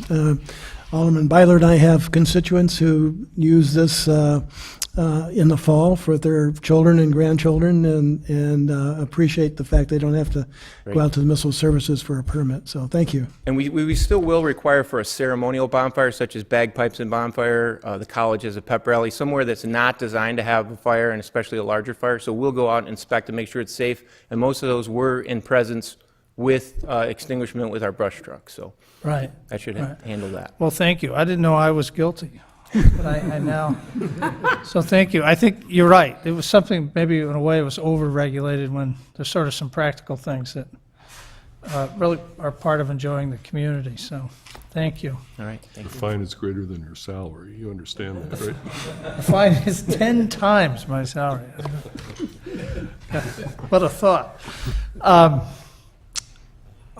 Any other thoughts or comments? If not, any comments from the audience on this? Seeing none, I'll bring it back and ask for a motion to grant first and final reading of an ordinance amending sections 9415 through 9421 regarding open fires of the city code. Actually, it's on the agenda for first reading only, so because we didn't do final, Kathy was trying to expedite this matter, but unfortunately, we just put it on for first reading. Oh, it didn't get on the agenda per se? So you'll have to Okay. do first reading and second reading at the next meeting. Okay. I'm correct, I think. A lot of that you technicians can only here. act as this was published, though. Right. Thank you for the technical assistance. So first reading would be the motion. So moved. Second. Will the clerk please call the roll? Alderman Beidler. Aye. Alderman Morris. Aye. Alderman Newman. Aye. Alderman Rummel. Aye. Alderman Reisenberg. Aye. Alderman Preschlack. Aye. Alderman Bushman. 7 yeas, 0 nay, motion carries. Thank you. Also under ordinances is consideration of 2 recommendations related to construction of a Hyatt Place Hotel in Conway Park. I think based on some late incoming changes and whatnot, this would be a first reading of the ordinance. This is to be presented by, once again, Catherine Zerniak, Director of Community Development. Thank you, Mr. Mayor, members of the council. I will start off, and then we'll invite comments from Mr. Kiley as well. This is a recommendation, the first part of which comes to you from the Building Review Board. Building Review Board, as you know, is responsible for the design aspects of projects, but backing up for just a few moments, when the annexation agreement for Conway Park was approved in I believe, 1983, even back then, it was contemplated that a park would be a desired amenity to Conway Park. The zoning in Conway Park permits a hotel outright. This is not a special use, and therefore it did not require any action by the Plan Commission. The permits simply needed to come before the Building Review Board, which it did initially as an introduction, and then more recently for final approval. The property proposed for development with the hotel is located on the west side of Field Drive, between Field Drive with frontage on the tollway. It is located on about a 9.5-acre parcel, just a short distance from Route 60, so a very visible property. Only a portion of the property, about 3.5 acres, is proposed for development with the hotel, the portion that fronts directly on Field Drive. Although the hotel will have visibility from the tollway, the remainder of the property would remain available for an office building of about 100,000 square feet, which is envisioned to be located perhaps along the north property line, again, to assure long-term visibility of the hotel. As the Building Review Board considered the proposed project, designed by architect Stephen Wright, who has done a number of projects, a number of the buildings in Conway Park, including the city's municipal services building, the Building Review Board observed that the buildings in Conway Park, since development began, actually just prior to the time it was annexed to the city, really has evolved, and office buildings that have been constructed more recently show a more contemporary look, a more modern type building both inside and outside. The Building Review Board observed that the hotel continues that trend, is designed in a bit different flavor than the office buildings to really call it out as something other than an office building, but also steps up to a bit more contemporary design. The building is proposed with a brick facade. Brick would be in 2 colors. Metal detailing, metal windows. Building is designed in really 3 forms, with a large mass in the center, which would be visible both from the tollway and from Conway Park. The Building Review Board reviewed not only the building, the exterior materials, but also the landscaping, the lighting, and signage. The Building Review Board did approve an exception and is recommending approval of signage at the top of the building on the tollway side of the building, recognizing that visibility for a hotel is important. Interior to the park, a monument sign would be used consistent with signage for other office buildings. Although the Building Review Board did leave an opening saying that after the building is developed, once we get a sense of the massing and the visibility, it would not be inappropriate for further consideration of signage on the building on the east side, on the east facade. this is difficult to read on that large screen, but I know you have it in front of you. Just to give you a sense of the first floor of the building, there is a lobby, there is a restaurant that our understanding is right now it's planned for something less than a full-service restaurant. Meeting rooms, which respond to a request from the owners in the business park. The developer did appear before the Conway Park Owners Association and received their endorsement. In fact, many of the businesses in the park have long said that a hotel in the park is a desired amenity. The hotel also has a fitness center and a pool. I didn't include the floor plans of the upper floors, but you have some suites, you have rooms of different sizes. 158 rooms are proposed.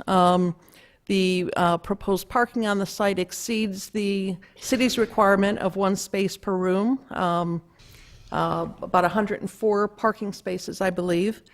So this does come to you with a unanimous recommendation for approval from the Building Review Board. As directed by the mayor, this is before you this evening for consideration of first reading. We would then bring this back to you as you consider the incentive package as well. And with that, I will turn it over to the city manager for comments on the incentives piece. Thank you, Kathy. What if I said no and I threw it back to you then? What would you do then? I could do that. Well, as the city council knows, we here in Lake Forest have never had a hotel incentive agreement in our existence. And so this has been something that we have been looking at for probably the last 5 to 7 years as various ideas of a hotel out in Conway or adjacent properties were being kicked around, proposals presented to Kathy and her department for consideration. But we really never had, until the Jenko Group came forward, any real firm proposal for a hotel, and then subsequently for a request for some kind of an incentive package. Early on, we recognized, because of the fact that this was a very unique situation, and we also wanted to make sure that we weren't setting any precedent that we would regret in the future, a subcommittee of the City Council with Alderman Jed Morris and the mayor, along with Kathy Cerniak, Elizabeth Holub, Victor Filippini, and myself, as well as we engaged the services of Michael Tobin from CBRE to assist us in analyzing the financials of the proposed development, because similar to conversations we were having earlier this evening, we wanted to recognize that we weren't just giving money back unnecessarily to the developer, but hotel incentive agreements are not uncommon in the hotel business, particularly in suburban markets. As a matter of fact, the two right across the tollway from us both have hotel tax incentive agreements with the village of Mattawa. So this is something that has been negotiated back and forth with the assistance of all the parties, and the term sheet had been presented to you earlier, a draft agreement over the weekend. This afternoon, we received some additional comments back from the developer on the timing and commencement of the project, lien priority and indemnification language, that while I don't think it's challenging or insurmountable, it came in so late that we would suggest that we have the conversation tonight about the concept of an incentive package. We can talk about some of the financials, because those are not being proposed to change, just some of the other legal terms. And then we would come back to you in 2 weeks for second reading of the ordinance and then approval of the incentive agreement. I think, and Kathy, you have a copy of the matrix that was prepared by Michael Tobin, and just to walk through this, because I think at first blush you say, why would we give the developer give the developer money back from the development? But for the development, this is not money we would be realizing in the first place. And so what you see here is a graphic that shows exactly the total estimated revenue that the city of Lake Forest would take in over this 20-year period, in lieu of the 2.8 that is being proposed in the incentive agreement that the developer would be eligible for based on receiving or meeting their estimated benchmarks and targets and so forth.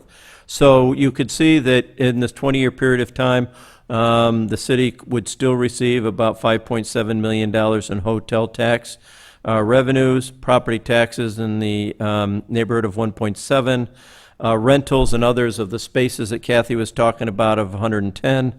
Other utility taxes that would be received. This does not include actual water sales, but it would just include electric utility taxes, gas taxes, and the water taxes. So the total anticipated revenue that would be realized from the development, if once it's up and running, would be approximately $7.9 million.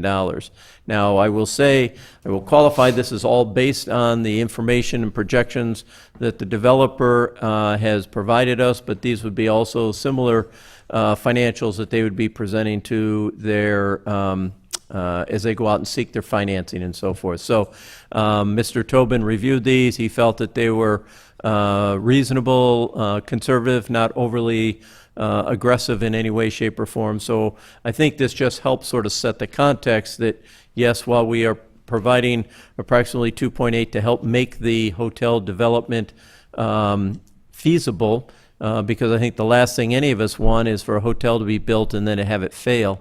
But we want to make sure that at the same time there's a good return, economic return to the city of Lake Forest. So with that, I'd be happy to answer any questions, or Kathy would be able to answer any questions regarding the development itself. I might just extend your comments a little bit, or add to your comments by dint of my years in real estate. For suburban hotel developments, particularly at interchanges on interstates and things, this is a highly common thing. I mean, it's everywhere in America. And the reason is, if you go way back in time, is that because it's, as the economists say, exogenous money, it's money from outside that comes in. You know, when you go rent a car, right, you take a trip, and 50% of the bill is taxes and everything. Well, you're an outsider that's come into an area, and will you or will you not be coming back? Anyways, we're going to take a big slice of this. And in the same way, hotels, as you see in this chart, produce an enormous amount of revenue to a city. And yet, hotels, as a product type, are not so simple to develop and operate successfully financially. They have a very checkered career. So here cometh the hotel with an enormous income opportunity for municipalities who can and do charge various taxes and so forth.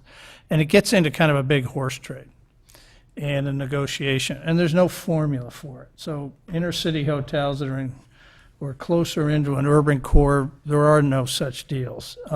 For emerging towns out in the green belt around metropolitan areas and whatnot, they kind of give the whole thing to try and get a hotel there as part of an economic vitality and mixed uses in a community. The 2.8 is approximately 30% of what was requested by Mr. Janko. It's half or less, depending on how you look at the numbers of what Mattawa offered the folks across the tollway. We looked at recent, when I say recent, last decade deals done in Wilmette and several other communities around here. They're all have touchstones, a lot of variables. It's a subject of negotiation, but that's what brings us to this date, or to this point. I would say, with regard to precedent, where the city manager started, it's the first time we've ever done this, is that were we to approve this, it would in fact be a precedent of one. And if any party listening to this or observing this thought that that created a God-given right to get an incentive on a hotel or some other development in Lake Forest, they do so at their own risk, because each and every proposal that may come forward in the future will be evaluated on its own merits. Last thought, I mean, just to put context to that, if this hotel is successful and Lake Forest continues to thrive in its many dimensions, not the least of which are employers here and so forth, and our many businesses, maybe there's even no need for an incentive next time. So this is first real commercial hotel in Lake Forest. With regard to Deer Path Inn, someone asked me, a rebate was not asked for, and that was undertaken by the owners on their own, in their own regard. And I think because the Deer Path Inn has been so darn successful in its restoration that I don't think this hotel is a particular problem for them at all. It's obviously a very different price point. I will stop talking. Jed. Having been part of these meetings over the period of 4 or 5 months, I've been impressed with the analysis that the staff has gone through and with the advisor that we've had. Made a much better deal for ourselves, so thank you very much. And I also have an invitation to go up to Milwaukee, which I'm going to do on Friday. They have a similar property there, so I'm going to go up and take a tour of it just to see what it's like and report back to everybody what I see. But I think it's going to add to the vibrancy on the west side, which we've been talking about for a long time. So I think this is looking very productive and helpful. I've got a couple of questions, and thank you for doing the field trip on behalf of all of us. I appreciate that. What is a less than full service restaurant? I mean, does that mean machines? I just am not sure. What food would you? What would make me want to go there to eat? Anything? I believe I less can than see if I was full- in the hotel. Less than full service means something less than 3 meals. We do have a representative who can speak, so you can correct me. I believe a breakfast and lunch really intended for the occupants of the hotel guests, and at least not at this point intended as a place that you would cross town and.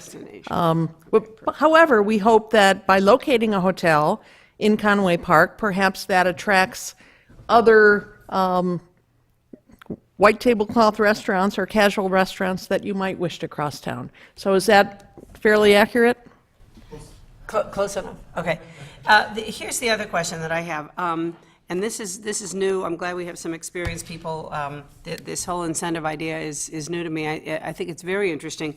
I'm a little wondering about how common this additional consideration where we agree not to offer anybody else an incentive for 4 years, let's say, lying west of a line. Anyway, so is there some opportunity cost there to us on that? So I'm not sure how common that part of the incentive is, and that was what I was sort of inquiring about. I like hearing that the kind of financial incentive we put in place is pretty common in this sort of geographic setting. But what about this other piece? I mean, I assume this was negotiated and this is important, but is this customary? I'll let the mayor address the question of customary. I think this was an interesting negotiating point because clearly the owner-developer is concerned about if too many hotels open up in this vicinity in too short a period of time, then they all fail. And I think that was part of our question in our conversation as well early on in the process. And so I think the compromise was to say, let's leave a window here to make sure that this hotel can get its feet on the ground. Let's see how they're doing, and then, would reopen whether or not the council wanted to consider another incentive package or not. But you might be able to speak to how common they are. I mean, it's customary, certainly, in situations where it's the first or an early mover in an area, because it's fragile enough to. For the 4 years, it site. sounds like a reasonable. Yeah, it's just to, get yourself filled and get up to a stabilized occupancy. There are some questions. Part of the first reading thought here is that once we get some final language and whatnot, I think we can tighten up the way that particular thing is worded, because it seems to have extended in time when you read the famous fine print. So we'll. Yeah, I just had a question on the projections, Kathy or the petitioner maybe. But the share kind of steps up to the city and just column A, the hotel tax share, quite a bit from 11 to 12, almost doubles. So I'm just kind of curious to Rob's point, or the mayor's point, on the occupancy rate assumptions, and, because it seems like the hotel tax on column A goes from 158 to 312 in year 11 to 12. I'm just curious if you could talk on that. I'm just kind of curious how conservative the estimates are, and it could be even more. I mean, I'm just trying to get a handle on that. Okay, I'm going to let the representative.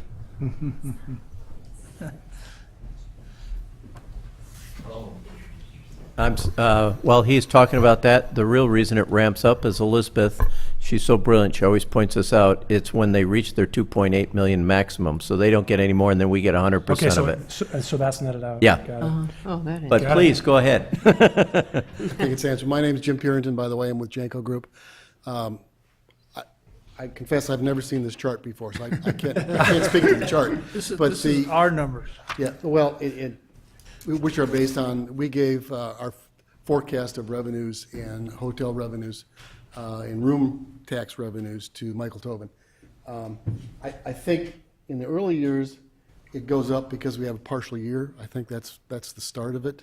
I'm not quite sure exactly where it all started, but hotels tend to stabilize in the third or fourth year. And our projections here, I think, hit a stabilization in year 3 of operations. I'm not sure if that's year 3 on your chart there.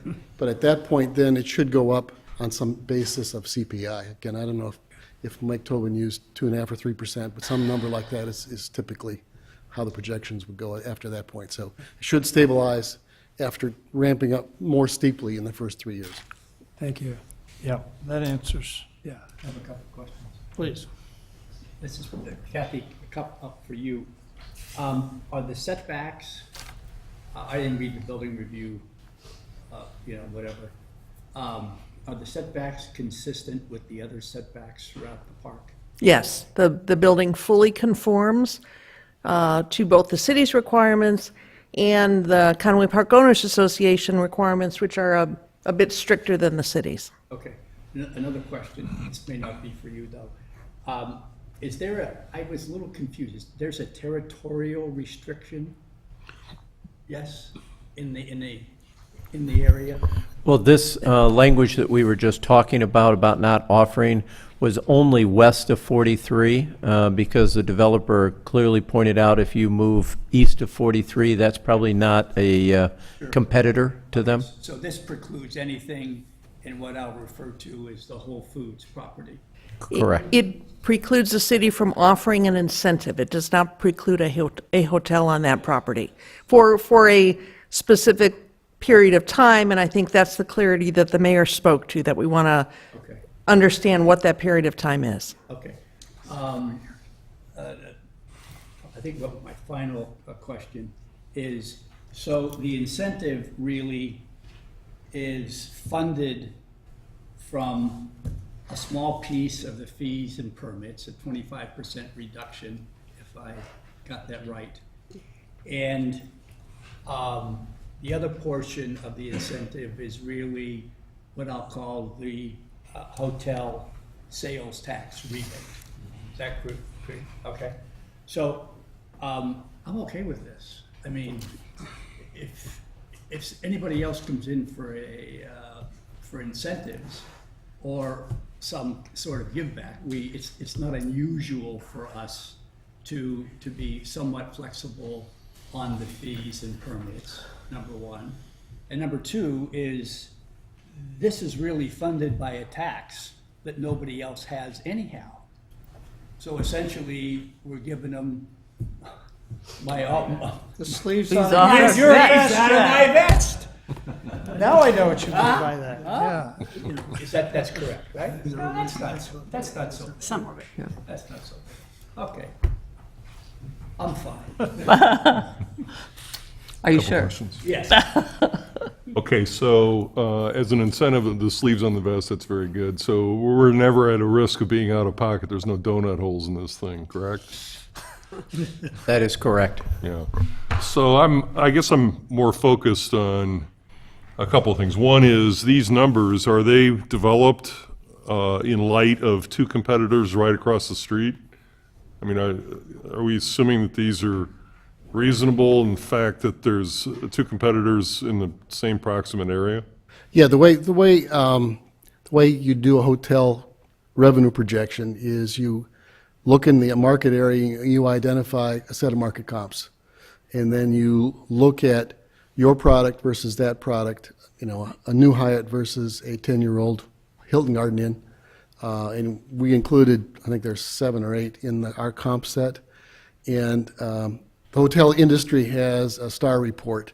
Everybody puts their data in the industry, so you know what their rates are, their average daily rates, what their occupancy rates are on literally a monthly basis. Everybody puts the information in and shares it through the star reports. And so you end up in a projection saying, we're going to penetrate our market comp set by 100%, 95%, 120%, based on a little bit of subjective conclusion, but you're saying you've got a new product versus one that's a little lesser, but you're based on the market.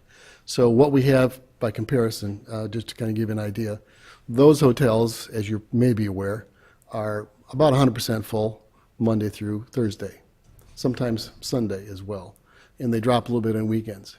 And so that's where you start as a hotel developer and saying, there is a demand that's unmet. People are, in high percentage of those guests are coming to Conway Park for business, consultants and whatnot. So getting them a little closer, and then some of them have to go to Lincolnshire or even Vernon Hills for lodging to serve the Conway Park corporations. So there's room for another hotel, we believe, as a result of that. And then we did our analysis, and that's where you get we're going to penetrate the market. Our average rates are going to be, compared to everybody else, a little higher, a little lower. Our occupancy is going to be a little higher, a little lower based on it. But we're pretty comparable to the Hilton Garden Inn by the time we're stabilized, is the theory. Maybe a little higher rate because we're newer. So that's how you come up with the Thank you. forecast. Okay, so then my last comment really has to, and I draw on your expertise in commercial real estate for a long time. This idea of this incentive as perhaps a in-kind incentive. What's your experience in other towns or whatever that, you know, the first time a hotel comes into town and is granted an incentive, what's the risk or what's the experience rate of, I don't know, a Williams-Sonoma saying, I mean, we don't know what kind of economy is out there. So we get a tough economy and a Williams-Sonoma says, hey, look, the only way we can stay in town here is to get a sales tax rebate. The actions of any city council cannot bind a future city council. So it's facts and circumstances. And if we want to get into the economic development bidding game, a council might do that. I won't bring that forward as an idea. No, it's a unique economic or enterprise structure that hotels bring, that in a way, a retail business that's just bringing the sales tax doesn't bring. There's many slices here of things. And usually in substantial scale. That's the other thing. There's a scale impact here of such a property, and the real estate taxes and the shares and the rentals, sales taxes, utilities taxes, and what the water sales aren't even in here, right? What's our cost of water? 0. You know, it's all these things. So it goes back to the fact that here cometh a hotel that wants to develop, and they all basically have their hand out, po' boy, about the difficulties of hotel development, which is very difficult. If you rated it against other property types of real estate, it's very difficult. But because they're bringing, by the development of a successful hotel brings so much revenue, there's this very, very common discussion and negotiation, and a very high percentage of hotels outside of the immediate urban core or the densest office markets and that kind of thing. Oak Brook, for example, at least on one hotel thing we looked at, had no subsidy. Well, it's a hotel right in the middle of square mile of office buildings and so forth. Well, I'm comforted by the fact that the Deer Path Inn does not have one, so we clearly have a precedent where we could say yes or no. It's really up to council. But I want to say, it's not a precedent like, on this kind of a building in zoning, and we're going to allow 10 feet. So we're really kind of setting up a expectation of that. Each hotel enterprise that comes forward is of a certain type and a certain time and place and circumstances. And no, this is a first time, and it's a unique, each real estate property that's created is a unique asset, and we'll just look at each one. So if someone expects to get A, B, or C out of this, again, does so at their own peril going forward. It will be up for each council to decide. Thank you. May I have one comment? Tim, I think the other answer to that question is my sleeves in the vest thing, is we're essentially giving them back or rebating them a tax that nobody else generates. Right. So it's well, if you want to have a special tax on your business, that's fine, and then we'll give you back the money if that's the way you want it. So I mean, I think that makes kind of a compelling argument that the Deer Path no, and the fact that this is a hotel. You're not a hotel. It's whatever. The other thing, this is just a comment. I was very surprised to learn that you were not going to be offer a full service menu. And you were here, I think, when I ticked off the 9, 10, or 11 major corporations that you will serve. And I know that your owner is a Lake Forest resident, and he knows about what I'll call the lack of really good restaurants in Lake Forest to serve not only the populace, but to serve the individuals who are going to be staying in at your venue. I mean, if somebody wants to go out to dinner, other than going to Sushi Kushi, they're going to have to go to Libertyville. They're going to have to go to Lincolnshire or other places which are essentially a 20-minute to a half-hour drive.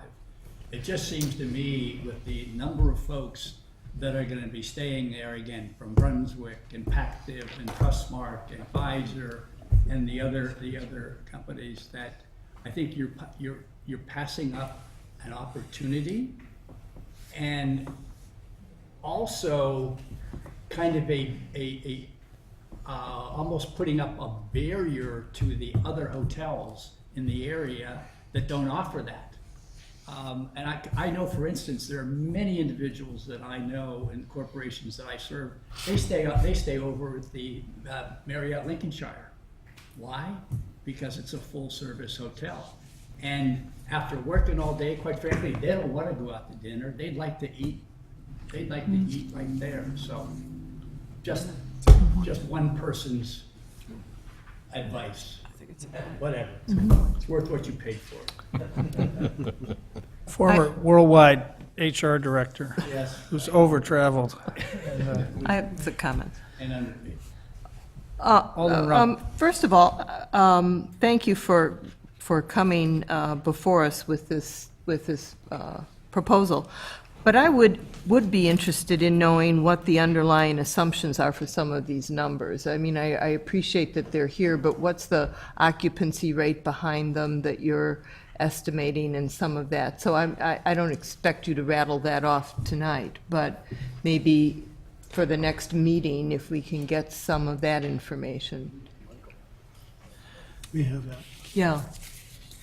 That information was provided to the city's consultant, Michael Tobin, so we will have that conversation and think about an appropriate way to get you some of that information. Yeah, I mean, don't overwhelm us with too much of it, but just, I mean, occupancy rate strikes me as something that would be relevant to, to our assessment perhaps of whether these are realistic numbers. I also just had a couple of questions. Who would be managing this property? Is there a management company that Hyatt works with for these? Is it depend on the area? How does that work with Hyatt? Yeah, this is a Janko franchised hotel. Hyatt Place is a franchise. So Janko is the owner, and Janko Hospitality, our sister company, is the operator. And Janko Hospitality has been approved by Hyatt and several other Hyatt places. They've been approved by Marriott, been approved by Hilton as an operator of brand hotels. And you've managed these Hyatt Place hotels in the past? Yeah, we have one in Oak Brook. We have Hyatt House in Evanston. About to open one in Milwaukee, one in Iowa City. Is going to open this year as well. And what's the failure rate on these types of developments? Do you have statistics on that? I had some of them. Mr. Janko's in the back room, so it's minus 0%. So these Hyatt Places, in your We experience, have carefully chosen locations where we believe pent-up demand, and as a result, and they call it, you want to be close to medical, you want to be close to activity, you want to be close to education. Our Evanston one is close to Northwestern. Iowa City one is close to the University of Iowa. The Milwaukee one is close to where the new Bucks Arena is going to be. This one is in Conway, which has a pent-up demand. So we pick it on in areas that have pent-up demand that these type of hotels can operate and be successful in. and how frequently do these properties get remodeled, for example? There's on average? There's an inspection in a 5 to 7 year time frame. You get soft goods replacement, hard goods replacement over a period of time. The brands require a review, and then they call it a PIP, a Property Improvement Program, periodically to keep your license. To keep your license, Right. so it's really out of your hands as to how often it's. Pretty much, To some yeah. extent. My other question is, first of all, I have stayed at Hyatt Place hotels for an extended period of time for various reasons, and they are quality properties, so I I don't have to go on that tour. But I have a little concern about the height of this property, Kathy. It winds up being 7 stories high.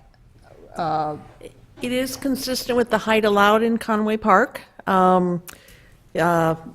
You may be able to envision that the buildings in Conway Park that front on Route 60, those are limited to a lower height, but as you move back into the park, for instance, Abbott is the same height. So this is an approved height in the code, and it also meets the Conway Park Owners Association standards. So there are other buildings in Conway Park that are this high, including this little triangular portion that's shown with the name on it?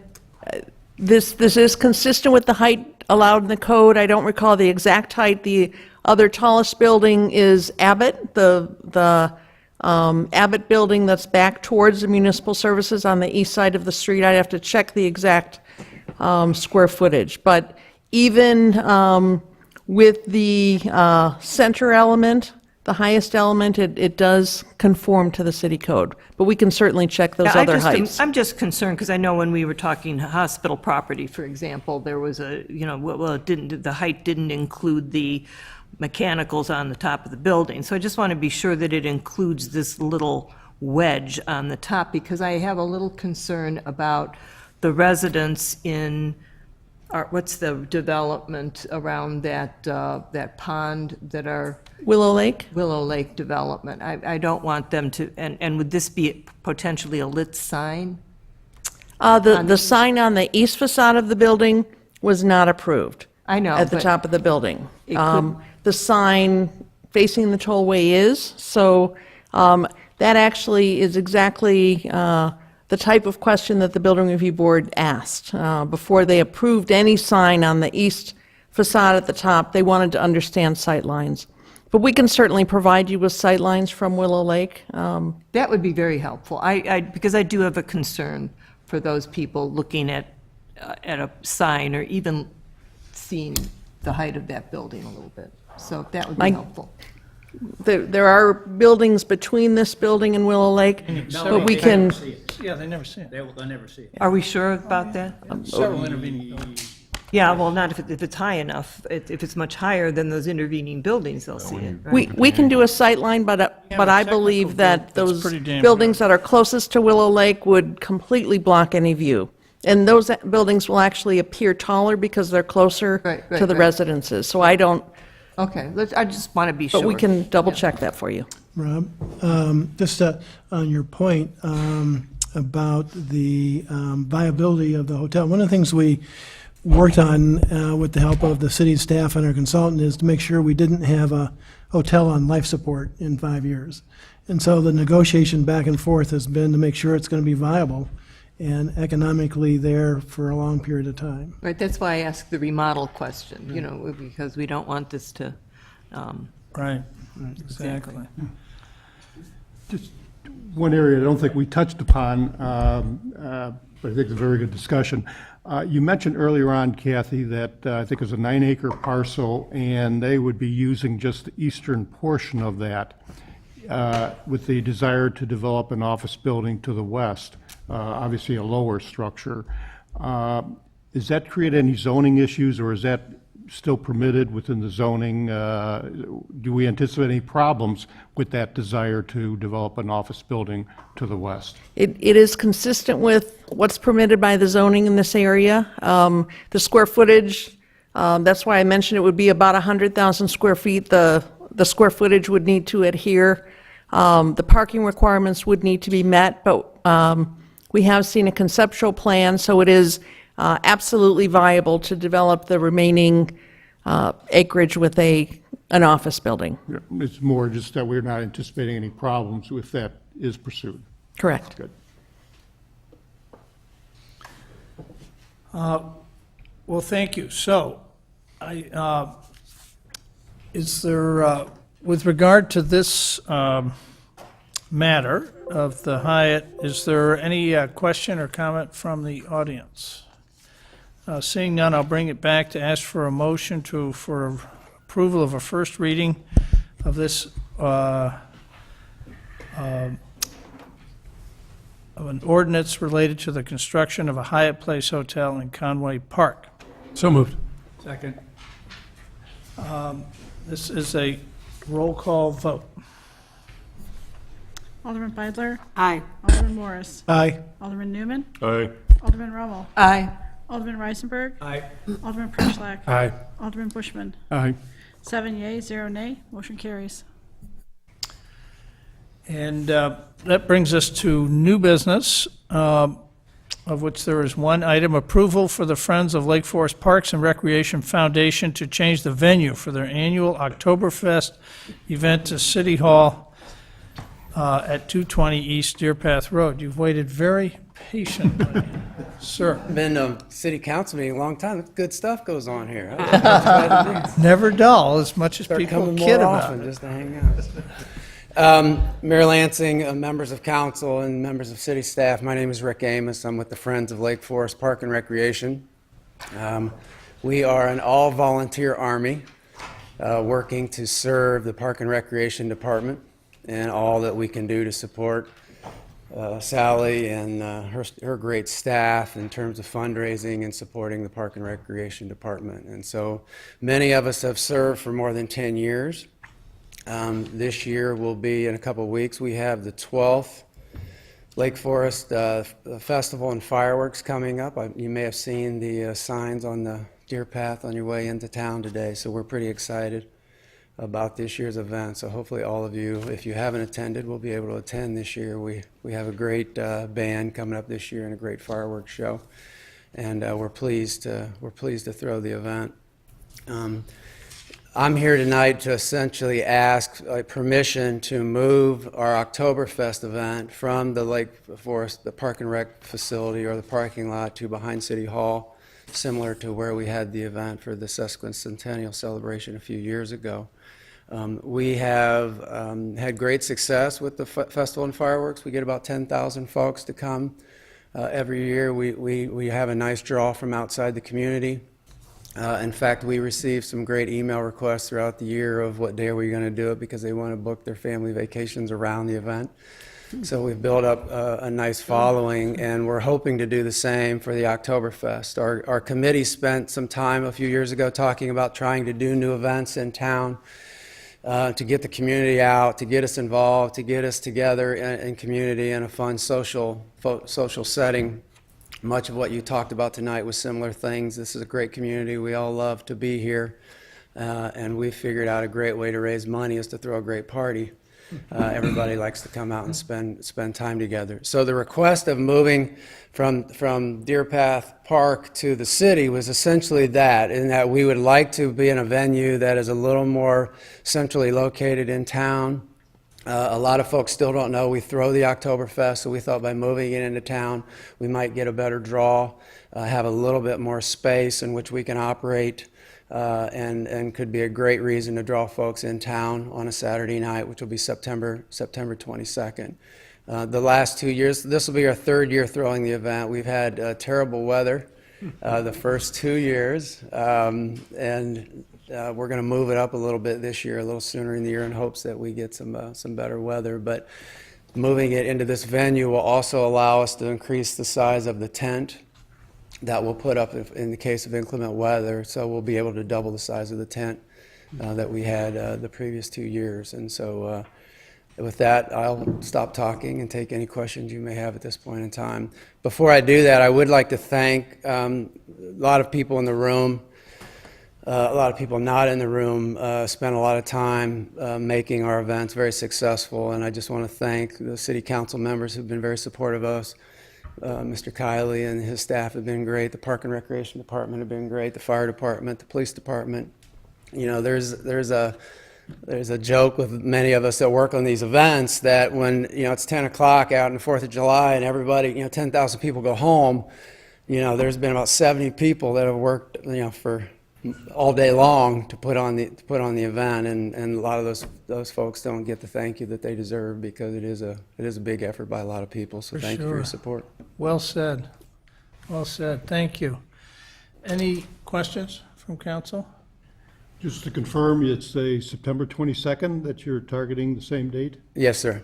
And with the use of the space behind City Hall, any concerns about finding adequate parking, assuming you're going to get the great crowd with great crowds weather? that we're looking forward to? That's a great question. We did meet with several folks within the department, fire department, police, streets and sanitation, and a few of the folks on the city manager's staff. We'll occupy the area behind City Hall here. We'll probably close off the streets the day of the event that border the parking lot. You don't see taking the whole parking lot all the way over to the end of the parking area? We'll probably just take the first lot, meaning we'll tent this area. There'll probably be some overflow lot to the north, if you will, and then the area to the west would still be available. And then, of course, there's still parking in town that would be available for guests that are attending. It worked for the sesquicentennial. Right. Yeah, there was parking at the train station. It worked. There was enough parking, and that was a What are the hours of this thing? development. Yeah, so we're still working on the schedule. We'll probably start about 5 o'clock in the afternoon. We have a great German band that will be opening up for us, and we haven't booked our headliner yet, but it'll be an Oktoberfest theme. It'll run from 5 p.m. to 10 p.m. Right, so having it in town, I mean, I assume you've looked at all this, might benefit our merchants, having it a little closer to their places of business. It might, and what we'll do is, as we've done with some of our other events, is we encourage businesses to stay open. Unfortunately, what some of them say, though, is that they don't get shoppers, they just get people who want to use their bathrooms. And so they, you know, some will stay open and some won't, but we'll certainly make them aware of this. I recall during the tree lighting that the temporary restrooms were upgraded to those nicer air-conditioned units. Is this going to be the same kind of thing? We will. We'll bring in air-conditioned comfort stations, as we refer to them, so we'll not have to put that stress on the local merchants. We did see this year for the tree lighting, we did see more folks in the stores and shopping, which was a nice turn 2 years ago. To the city manager's point, a lot of folks just came in to get warmer, to use the restrooms, and we're starting to turn that around, so we're hoping to And are do the you same working as with the chamber on this as well? We have not yet begun to do that. So because we're a volunteer group, much like all of you, we're kind of focused on the 4th of July. So starting July 5th, we'll begin to start put the plans in place. And part of why we're here today is to kind of hopefully get your approval, and then we can kind of start to have those discussions with other partners within the city.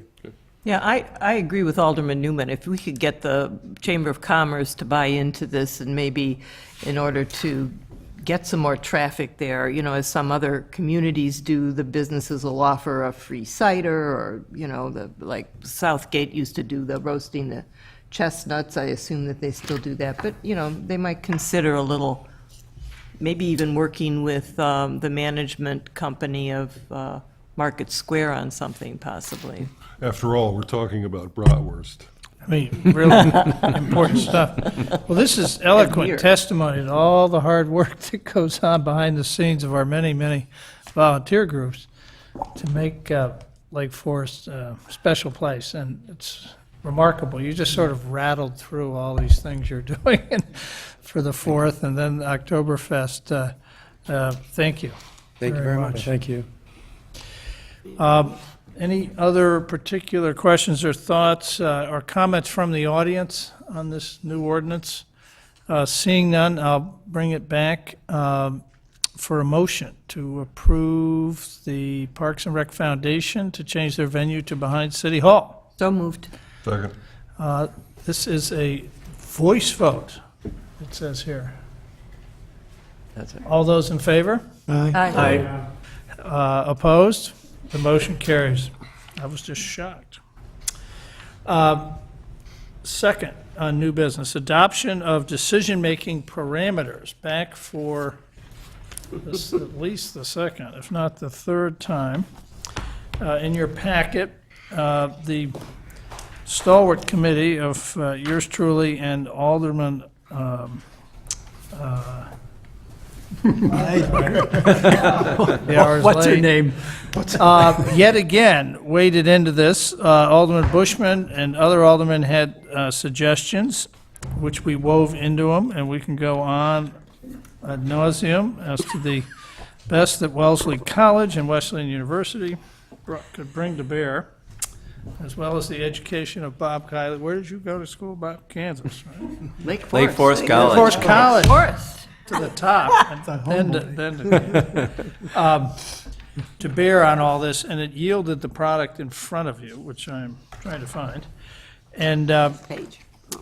we also came up with the idea that, you know, since these are important things, they should be part of every city council package. So they're going to be at the end of every city council package.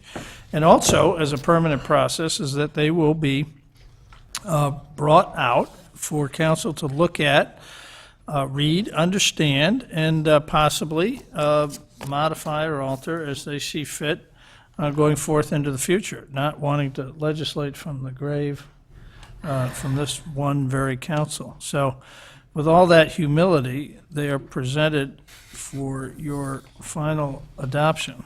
Any questions or comments? Mr. Mayor, I would just remind people that at our workshop, we also looked at another document, which I think we're going to see on a future occasion, that was specific to the city, and you may have already said this, Rob, and I missed it, but this one goes to for boards and commissions, too. So this one is not just for us. This is intended to be something that would be useful for all of our boards and commissions. Right. So we had that in mind as we were making Exactly. some changes. And we took the suggestions that people made, we took pretty seriously. So they're incorporated.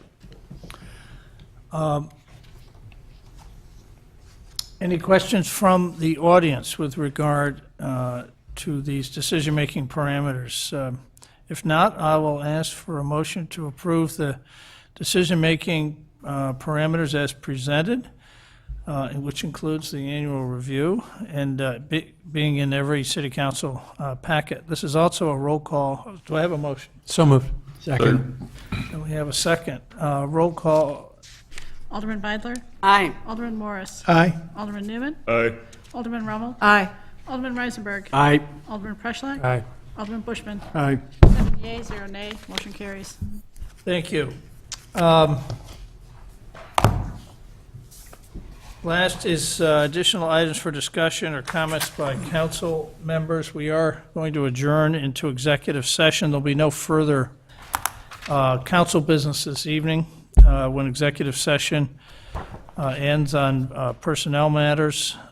May I have?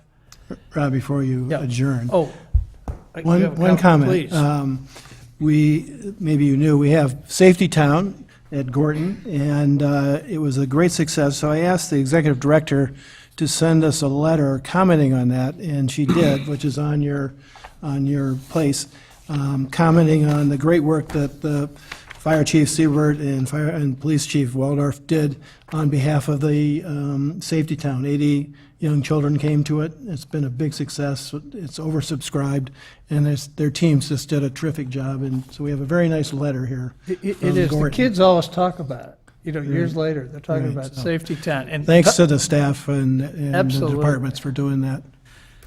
And the letter also is eloquent in describing the great amount of work that goes into it, and it really is effective. The kids remember it, particularly the issue of dressing up a fireman in his whole suit, and that's not a monster when your house is on fire when they come in, and those sorts of things. So, thank you. Any other comments from council? Just along the same lines, just to comment on what Mike Thomas and Public Works did. They did an extra job on a Saturday, I believe it was, on Meet the Fleet. And he had a lot of families there, a lot of horn blowing, but kids had a wonderful time, and it had very good press coverage. So, but again, compliments to Public Works for the great show that they had for the citizens. Yeah, I heard lots of good comments about that. Yeah, exactly. Well, Mike Thomas's case, it comes naturally. Trucks and Mike go together. All right, with that, may I ask for a motion to adjourn into executive session? So moved. Second. This is a roll call vote. Alderman Beidler? Aye. Alderman Morris? Aye. Alderman Newman? Aye. Alderman Rummel? Aye. Alderman Reisenberg? Aye. Alderman Preschlack? Aye. Alderman Bushman? Aye. 7 yeas, 0 nay. Motion carries. Thank you. We are adjourned.